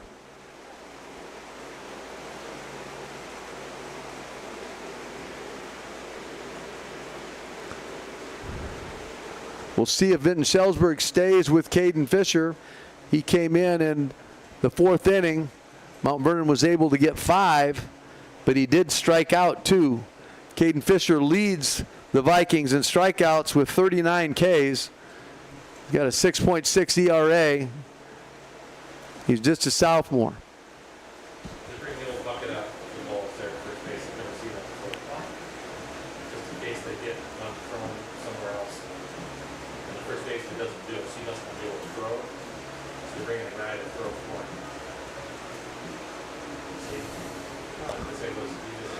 Leading off will be Miles Francis.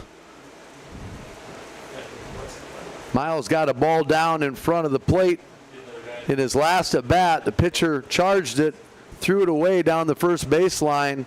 Everybody scored. Miles advanced to third base. Good to see him running that well with the recovering hamstring. Had a nice interview between games with Miles, and he's been trying to get that hamstring back to normal, an injury he had in track. Breaking pitch outside for ball one.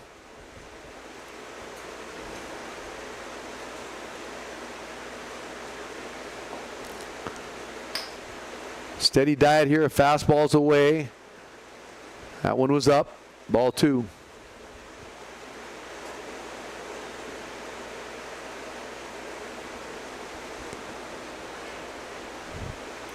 Becker, the catcher, going the distance, catching both games, a freshman from Vinton. Foul ball straight back, 2-1's a count. Still a hitter's count here. Miles looking for a pitch that he can damage. Here comes a pitch. Fastball away, ball three. Nothing's changed here in the count. Miles looking for something where he can drive it. It's a pitch that starts inside, runs in on the inside half for strike two.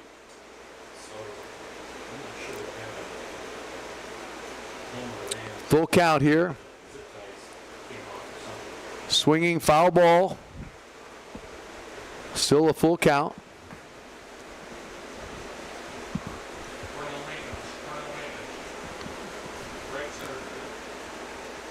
Fisher and Francis battling here in the bottom of five.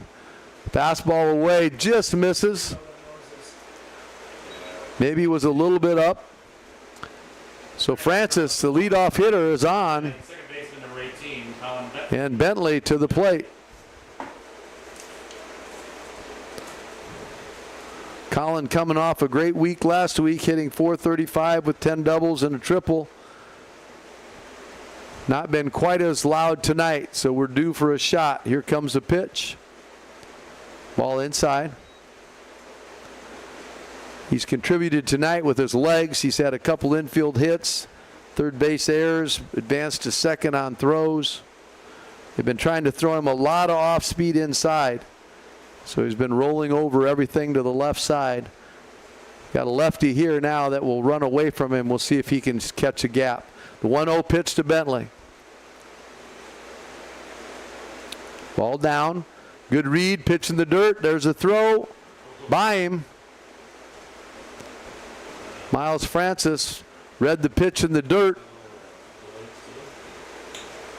It's either a delay or read it in the dirt, but good slide. Got away from the second baseman. It's tough with the sun at this time of night. Catcher made a fairly decent throw. The freshman Becker. Now Bentley's got him in scoring position. Way inside. He's had the green light tonight, so he's been willing to take a hack if it's there. Trying to get Bentley. There he rolls over again, but it's down the line.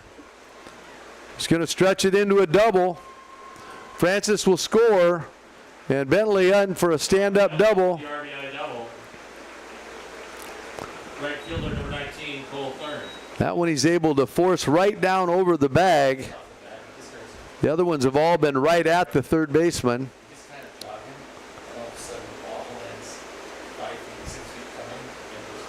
So Cole Thurn up to the plate with nobody out. Gotten to bun down effectively. He's hitting .333. That's that fastball running away. Gonna go with that pitch to the other side. Shortstop holding him on. That's Keppen. Ball in the dirt. Good pick by Becker.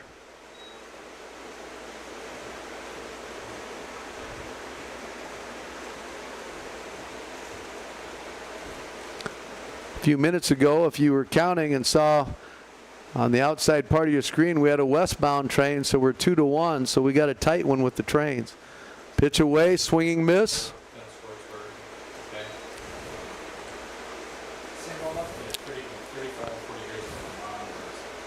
Cole Thurn now trying to battle here, trying to win this thing. 1-2, here's a pitch. Breaking pitch for strike three. That is when Fisher is the most effective.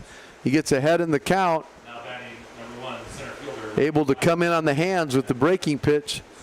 Tough for the right-handers to follow it off. This is Mikey Ryan. There again, a breaking pitch inside that we're out in front of. That's the one that Colin Bentley pulled down the line for a base hit. So 0-1 in the count. Mikey Ryan hitting .345. Had an active night tonight. Some deep fly balls. RBIs tagging from third base. Nice line drive shot down the third base side. Sitting in, looking for a pitch to drive. Ball inside. Mikey likes to be right up on the dish. Slightly open stance. Here comes a 2-1 pitch. Ball out and away. 3-1.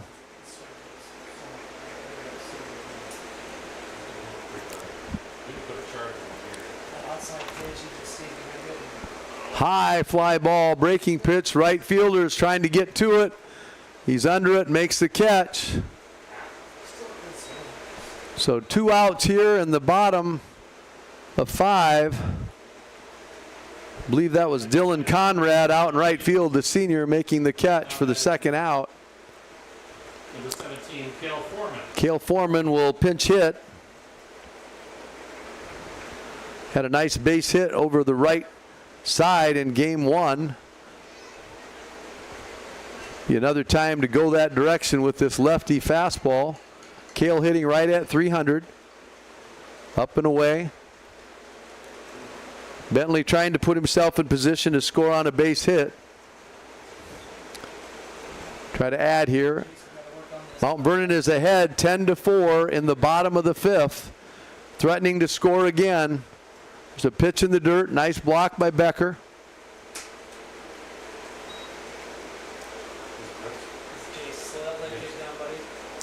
2-0 is the count. Cale in a good hitter's position here. Good hitter's count. Looking to drive one. Again, inside. This one's by the catcher. Bentley will round it at third base. Becker gets it back to Fisher. So 2 outs. Bottom of 5. Mustangs leading 10-4. 3-0 count for Foreman. Left-handed pitcher, right-handed hitter. Pitcher of record last week. It was a nice pitch. 3-0, strike 1. Foreman went the distance at Williamsburg in a 9-1 win and 0 ERA. Struck out 8. Ball 4, a little bit inside. Foreman draws the walk. Coach Robertson's going to take time to go out and talk to Fisher. Looks like they may be bringing Keppen in, the freshman, Colt Keppen. He has 2 wins on the season, but he's been playing shortstop most of the ball game. His ERA is a 6.05. So you have freshman to freshman here, Keppen to Becker. Got Barrick, Schwarzenegger coming up, Garrett, and then Kellen Haberback if they stay with what's on deck. We're in the bottom of the 5th. Mount Vernon leading 10-4 over the Vinton-Shellsburg Vikings. Trying to get back in the conference race to 6-8 and to 11-10 overall with a winning record. Again, last week, a big win at Atlantic, 8-3, prior to their College World Series team trip where they all had a chance to bond and see some great baseball. See the walk-off home run by Kentucky. They lost to Williamsburg 4-2. They gave up 3 early and then couldn't quite get it back. Lost 4-2, but won 9-1 against Williamsburg, like I mentioned, when Cale was pitching. And then they lost to Cedar Rapids, Washington 8-3 in a midweek game. So 2-2 the last 4 games of the week. This is Garrett Schwarzenegger, first and third situation. We bunted in this situation a couple times.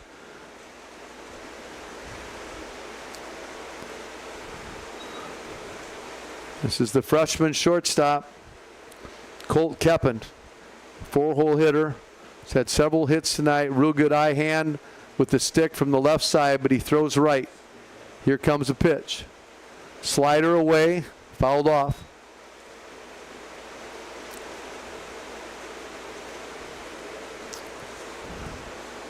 Runner was breaking at first base. Looks like Will Goodlove may be down there. 1-1's the count, first and third. There goes the runner. Catcher eats it. So now Garrett has runners at second and third. 1-2's the count. Keppen is ahead in the count. Schwarzenduber looking to try to make hard contact. Advance these runners. Here comes a pitch. Breaking pitch, slap to the right side. It's going to be tough to get to. It's got depth. It's going to clear two. Schwarzenduber going for the second double of the night, and he's in. Garrett Schwarzenduber with the Another great job of going into that right center gap. Center fielder had a little too far to go. And their regular center fielder, Owen Molinix, is out with an injury. He had a nice base hit in the first inning and then came down with a leg injury. So that's been difficult for Vinton-Shellsburg to deal with. But it pushes the score to 12-4, and Kellen Haberback is at the plate. It's by Becker. Just tries to backhand that one.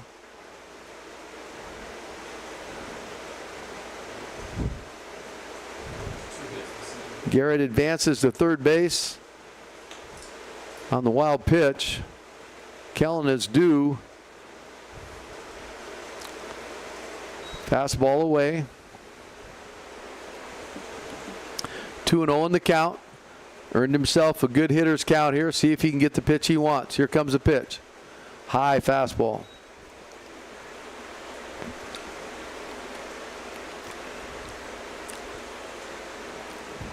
Don't know if he has the green light here with 12-4 or not, but he can at least load and time it up. Here comes a 3-0 pitch. Ball inside. Haberback draws the walk. Now batting So Colt Keppen comes in, gets ahead on Garrett Schwarzenduber 1-2, and Schwarzenduber drives a double into right center. Now he walks Kellen Haberback, and it brings up the senior Tate Rentschler, who we had the privilege to interview between games.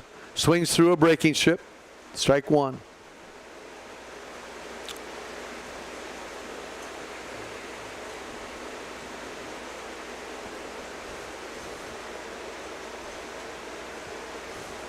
Haberback takes second base at will.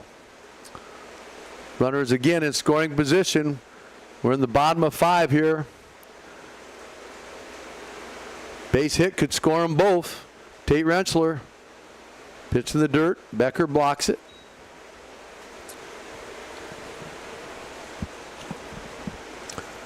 Tate mentioned he'd be going to Kirkwood to get some of his classes out of the way and look at some of his stuff. He had a great night at Williamsburg. Highlight. He was the runner that scored on the walk-off against Solon. Bottom of 7. Just enjoying his senior season, the trip to the College World Series. High for ball 4. That'll load him. Rentschler draws the walk. And it brings up Ethan Wood, First baseman, number 7, Ethan the Wood. junior first baseman. Wood.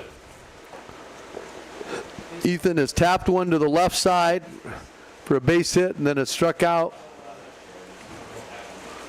Got one inside that he drove deep down the right field line, but trying to find a way just to make good contact. Swings through one there, strike one.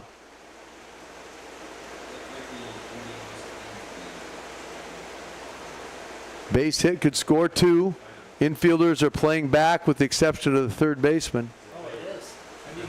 Reaches out and slaps it. So he's down 0-2.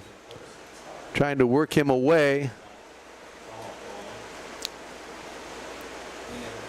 We'll see if Colt Keppen comes in with a breaking pitch. 0-2. Fastball. Fouled off again.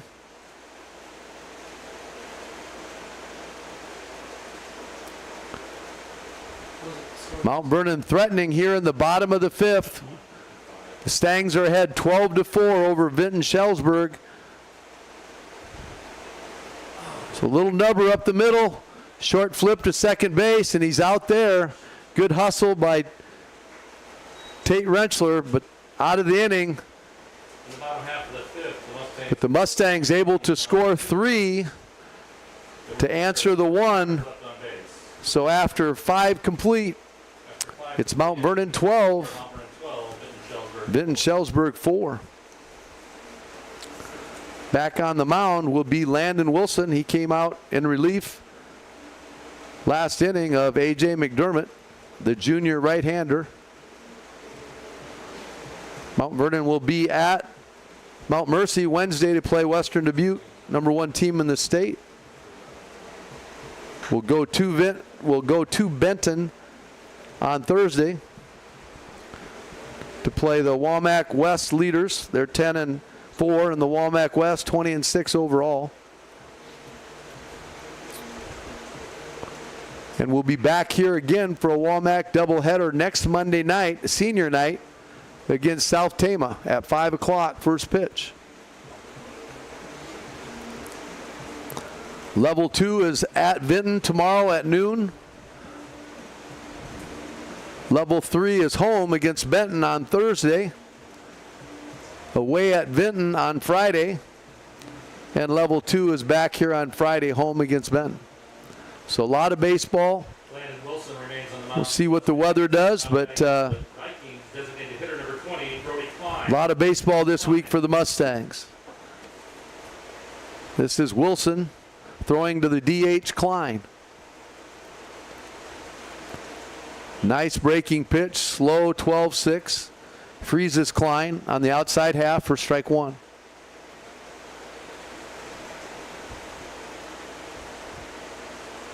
Comes to it again. That time he shortens it up a little bit. A lot of movement, real tough to block. We ran into some challenges last time blocking those pitches. They hit the plate a couple times. And Jace, really nice pitch. Goes 1-2. Clear Creek Amana was able to score some runs off of balls that came up hard off the plate. They come down so hard. Here comes the 1-2 pitch. Swinging miss, strike 3. Snaps it around. So Landon Wilson gets one himself here to start the top of the 6th. And coming to the plate is the catcher, freshman Jacob Becker.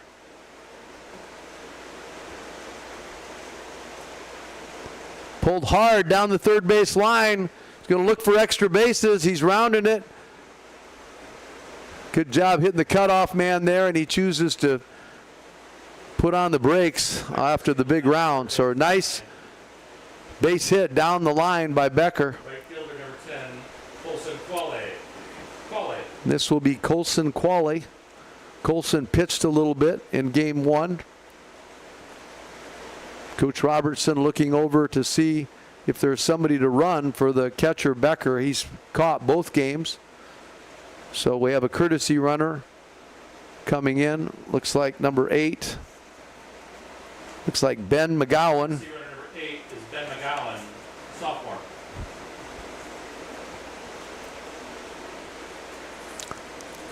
So Bentley going to try to see if we can get a double play here. High fly ball to center field. Mikey Ryan is looking up at it. Underneath it, drifts a little bit on him, but nice catch for out number 2. Flies out to center field.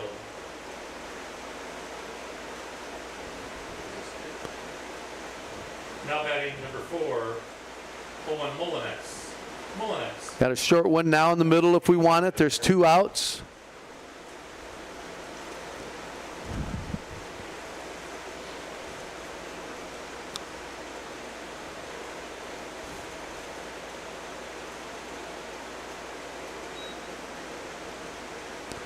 Good to see Mullinex back in. He had a hard hit into the left gap in inning 1 and pulled up lame, but they've reinserted him here. He leads the team in hitting. He's hitting at 381. He has couple hits tonight, so he's up over 16, probably 18 or more. He has 12 stolen bases on the year. They've been without him for the middle 4 or 5 innings here. So glad to see him back in there. Lefty on lefty, Wilson up 1-2 in the count.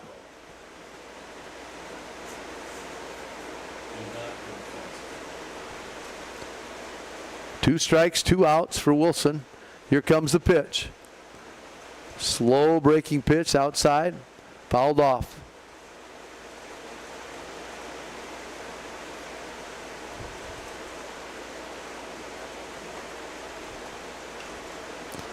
Wilson trying to get out of here with the goose egg so we can get in and hit. Here comes the pitch. Breaking pitch fought off. Going to have to go for 1. He runs well. He calls him safe. Ball's away from Ethan Wood. I think he would have been safe anyway. I'm not sure. It was a bang-bang play. Obviously, Mullenix got down the line quick. He's gimping a little, but he ran like he was healthy. Becker advances to third on the error. So first and third situation here with 2 outs. Top of 6. This is Easton Almquist, the senior. He's been playing left. I think he moved to center when Mullenix got hurt. I don't know if Mullenix will go back and re-enter now. He's at first base gimping, but he got down the line real quick. So whatever he has, it's more of a nagging thing than it is a thing that'd keep him out of action.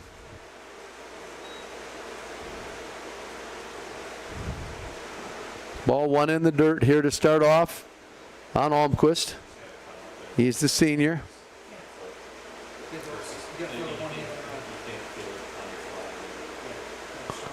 Comes set on the 1-0 count.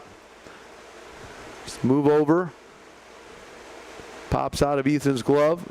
Keeps him close.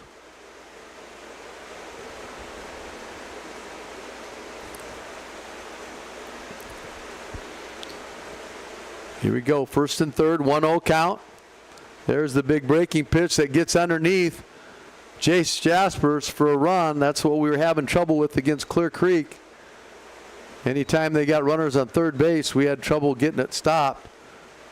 12-5 now, Vinton nibbling away here.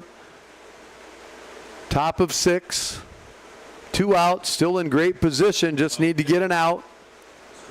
2-0 is the count.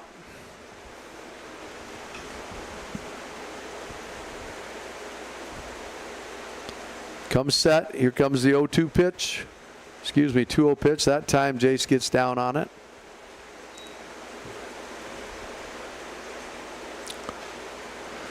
There's a lot of different catching stances now that are being used.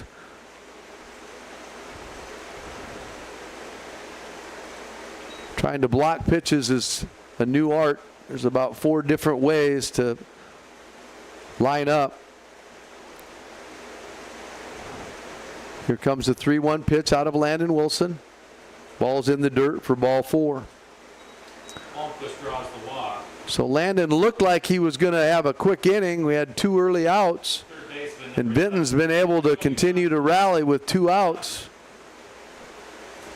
Trying to make things happen. We got to force out short places if they want it. Got to get ahead in the count. Here comes a pitch from Landon. It's a ground ball to the shortstop. Short flip to second base for an easy out. Good job there of getting the ground ball for the 3rd out. So Vinton comes back and scores a run after getting 2 outs. And after 5.5, it's Mount Vernon 12, Vinton-Shellsburg 5. Big thanks to Lunescus Law, Richardson Hansen Agency, Lunescus Consulting, Ability Physical Therapy, Budget Blinds of Eastern Iowa, Bunch Heating and Cooling, Downtown Dental, Gary Foods, Kelly Concrete, Copenhagen and Associates, Mount Vernon Bank and Trust, Roberson Construction, and Yox Landing. We appreciate your support throughout the year and look forward to working with you again in 2024, 2025. Thanks again for all you do for Mount Vernon student athletes. Leading off is going to be Miles Francis. the senior, is a DH tonight. Colt Keppen came in relief in the bottom of 5. It looks like he's going to stay on the mound.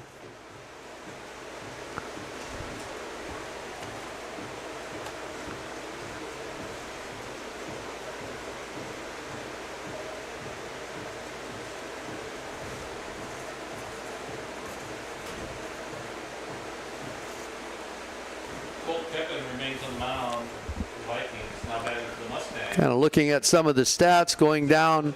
Team is creep back up toward that 300 mark. The team batting average is at 279 right now.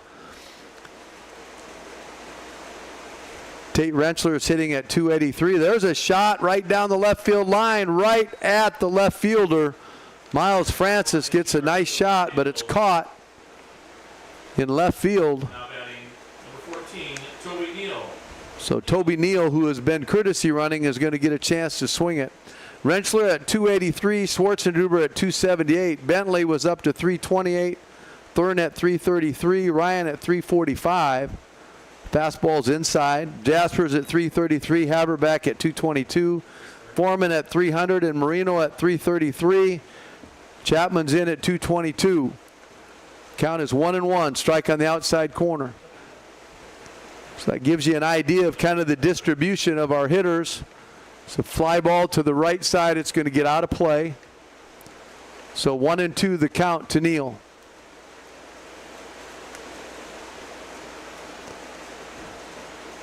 Neal's role at the varsity level has primarily been as a pinch runner or courtesy runner. It's good to see him get a chance at the plate.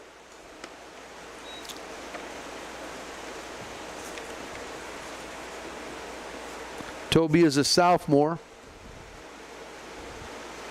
High hard one got him just above the strike zone. So out number 2 and a strikeout recorded for Colt Keppen. Drew Thurn trying to extend the inning here in the bottom of 6. This is Drew Thurn. Drew is a sophomore. Shot right up the middle. Drew puts it in play hard. Nice job of getting a base hit. Very tough to do. You sit all night and you come in and you get a hack and you hit a line drive, 100 of those. So good job by Drew Thurn. Drew got the Mustang Award 2 weeks ago for being a bullpen catcher for every pitcher that they have and working his tail off, knowing his role, having a great attitude, and he comes in and hits a shot. You love to see that. 2 outs here in the bottom of 6. We got lefty Jacob Yock.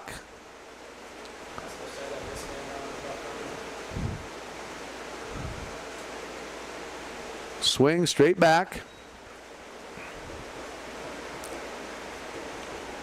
Yock is just a freshman. He's a sophomore in the fall. Good running back in football.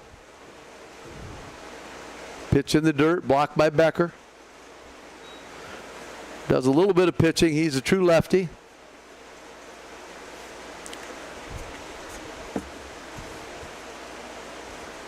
Standing in there against Colt Keppen. Comes the pitch. High. Ball 3. Drew Thurn primarily catches, I mentioned in the bullpen.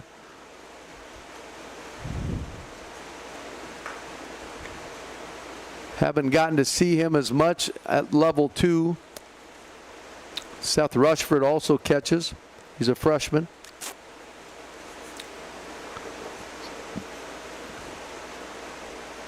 And then you have Cole Thurn as well as Jace Jasper. So you have a number of catchers kind of working at that. High, ball 4 for Jacob Yock. So runners at first and second with 2 outs.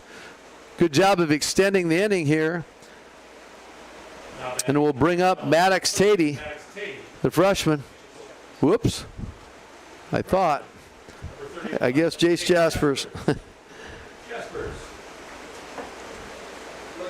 Tatey will be on deck. Jace Jaspers is up with 2 outs. Catching game 2, pitched game 1. It's a shot down the line, fair ball.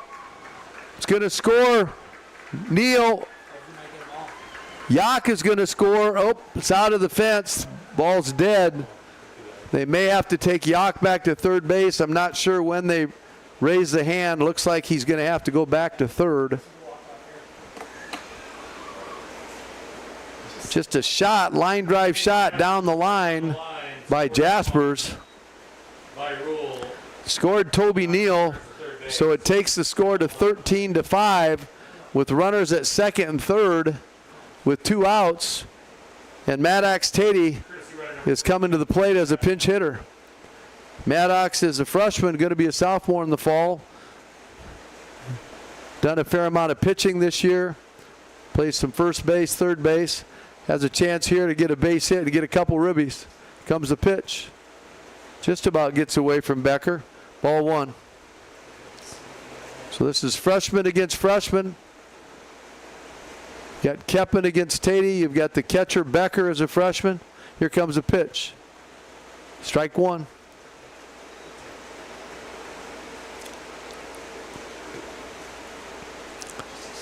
Two outs, bottom of 6. 15-3. Mount Vernon leading Vinton-Shellsburg.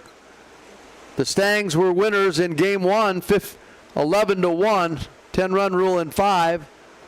Foul ball straight back by Tatey. 2-2's the count.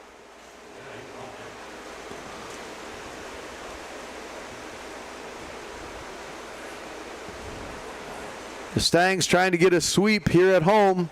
They've been hard to come by, gotten some splits along the way, but needing this sweep to continue to push the top part of the conference. Foul ball straight back.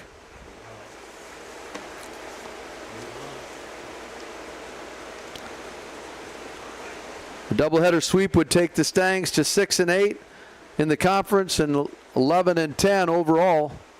Maddox trying to add to it here with a base hit. 2-2 to Maddox. Ground ball hit at the shortstop. Throws it over. He's out there at first base. But Mount Vernon does get one here in the bottom of 6. So it's 13-5 after 6 complete. And Vinton-Shellsburg will be coming to the plate in the top of the 7, needing to get at least 8 runs.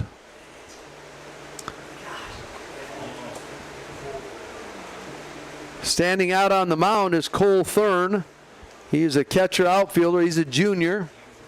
Not had a chance to see him pitch. I have obviously gotten to see the other catcher. So Jace Jaspers threw to Cole Thurn in game 1. Now you've got the flip side of it with Cole Thurn throwing to Jace Jaspers.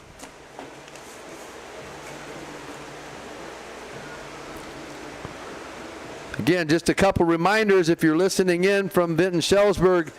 You are at home Thursday night against Independence. Independence is 5-9, 6-13 overall in the WaMaC East. Then you have Union at home Friday night. The Mustangs, we have Western Dubuque at Mount Mercy Wednesday. And then we go to Benton, 10-4, 20-6, leaders of the WaMaC West on Thursday. Friday is off. So a lot of baseball coming up next week. Starts to get to the end of conference play, and we start looking at tournament seedings and pairings. Thurn deals a fastball for strike 1. The junior. Batting for Vinton-Shellsburg, number 3. For level 2 and level 3, they finish up next week. We have West Delaware coming in on Thursday and Friday. Several games yet this week. Level 2 is at Vinton tomorrow. Level 3 is home Thursday against Benton and away to Vinton on Friday. And then level 2 has Benton at home on Friday. So a lot of 12 o'clock noon games if weather permits. 1-2 in the count. This is Keppen. Thurn dealing to Jaspers. Fly ball to short center field. Mike Ryan sits on it. It's the ball in to Colin Bentley for out number 1. So 1 out here in the top of 7. Now batting number 16, Levi Ferguson. This is Levi Ferguson. He's played first base. He's pitched. He's a senior.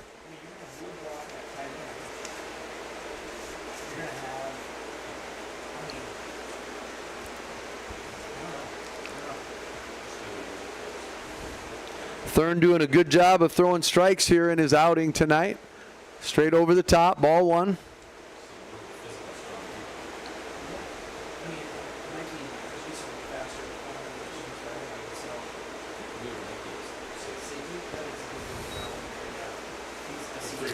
Ball two.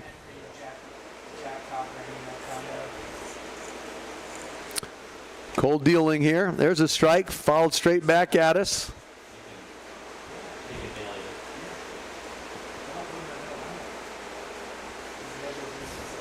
Two and one is the count. We're one out here in the top of seven, trying to finish this thing out. Thurn is throwing. There's a ground ball. Takes a high hop. Able bang bang at first base. Garrett able to get him out. Ferguson grounds out to short for the second out of the inning. Kind of got caught in between on a hop, but was able to athletically adjust and then use a strong arm to throw out the runner for the second out. So we're down to the last out here of game two. We're in the top of seven. Mount Vernon leads 13-5. Cole Thurn delivering to Jace Jaspers. Tries to throw a little wrinkler for ball one.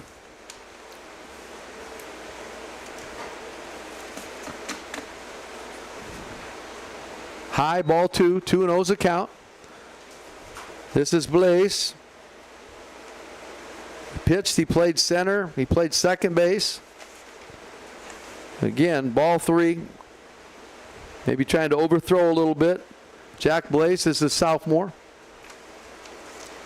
Try to get Thurn back in the strike zone. Here comes a pitch.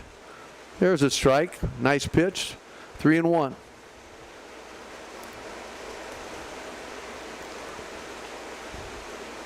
Got to want the baseball here, get the third out.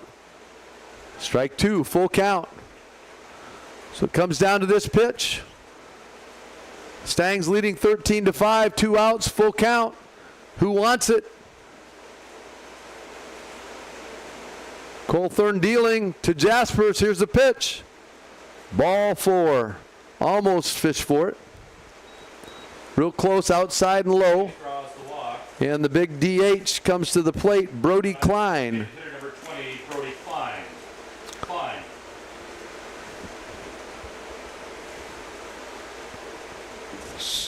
Cole got a little bit behind in that batter, came all the way back. The ball's inside, ball one. Tried to get him on 3-2.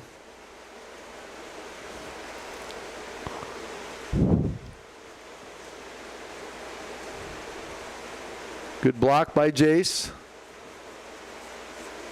Vinton needs a bunch, so it's pretty hard to run him into an out. There's 2 outs. Runner at first base. Jace does a great job throwing people out behind the dish. He's already thrown out one. Cole Thurn, the pitcher, threw out one in game one. Here comes the 2-0 pitch. High fly ball. Jaspers sees it late, but it's going to be just out of play. Both the first base and the pitcher were zeroing in on it. Jace made a catch earlier way down in front of the third base dugout for a third out, which was huge. He loves those fly balls behind the dish. Here comes a 2-1 pitch. Away for ball three.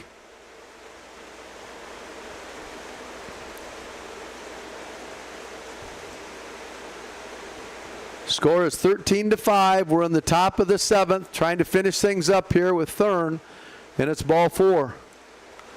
So runners at first and second with 2 outs. And the catcher, Becker. Now batting catcher number 6, Jacob Becker. Becker. Becker's had a couple nice hits on the night. He's had to catch in the heat behind the plate. Been a beautiful night, but it's been a warm one. Breeze now is just barely even keeping the flags out. The big flag is straight down. Mustang flag still has a little bit of wiggle in it. 2 outs, the 0-0 pitch. Little flare up the middle. It's dropped. Colin Bentley can't look it in. I think he was trying to either touch the base or catch the ball. He was caught in between.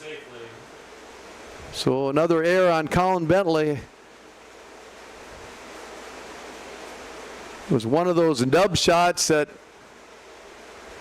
either have to come get it and catch it or get a big hop. I think he was going to catch it. There's no sun at this point.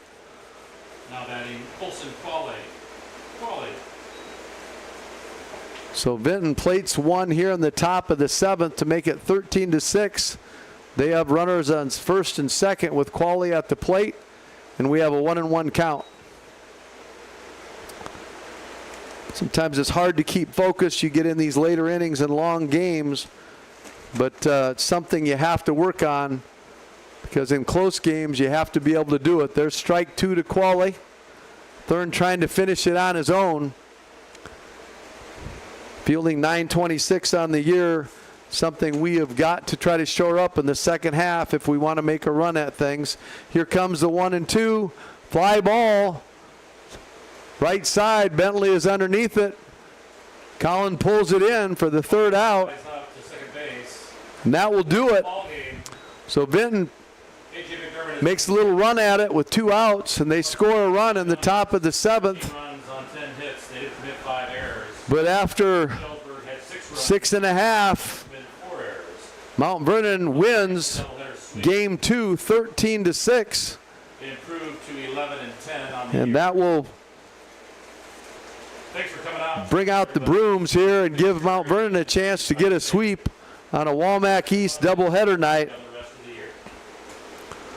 Game 1, it was winning pitcher Jace Jaspers. And Mount Vernon winning 11-1 in 5 innings. Game 2, win goes to A.J. McDermott. He throws 4 or 5 innings. Number of people relieve.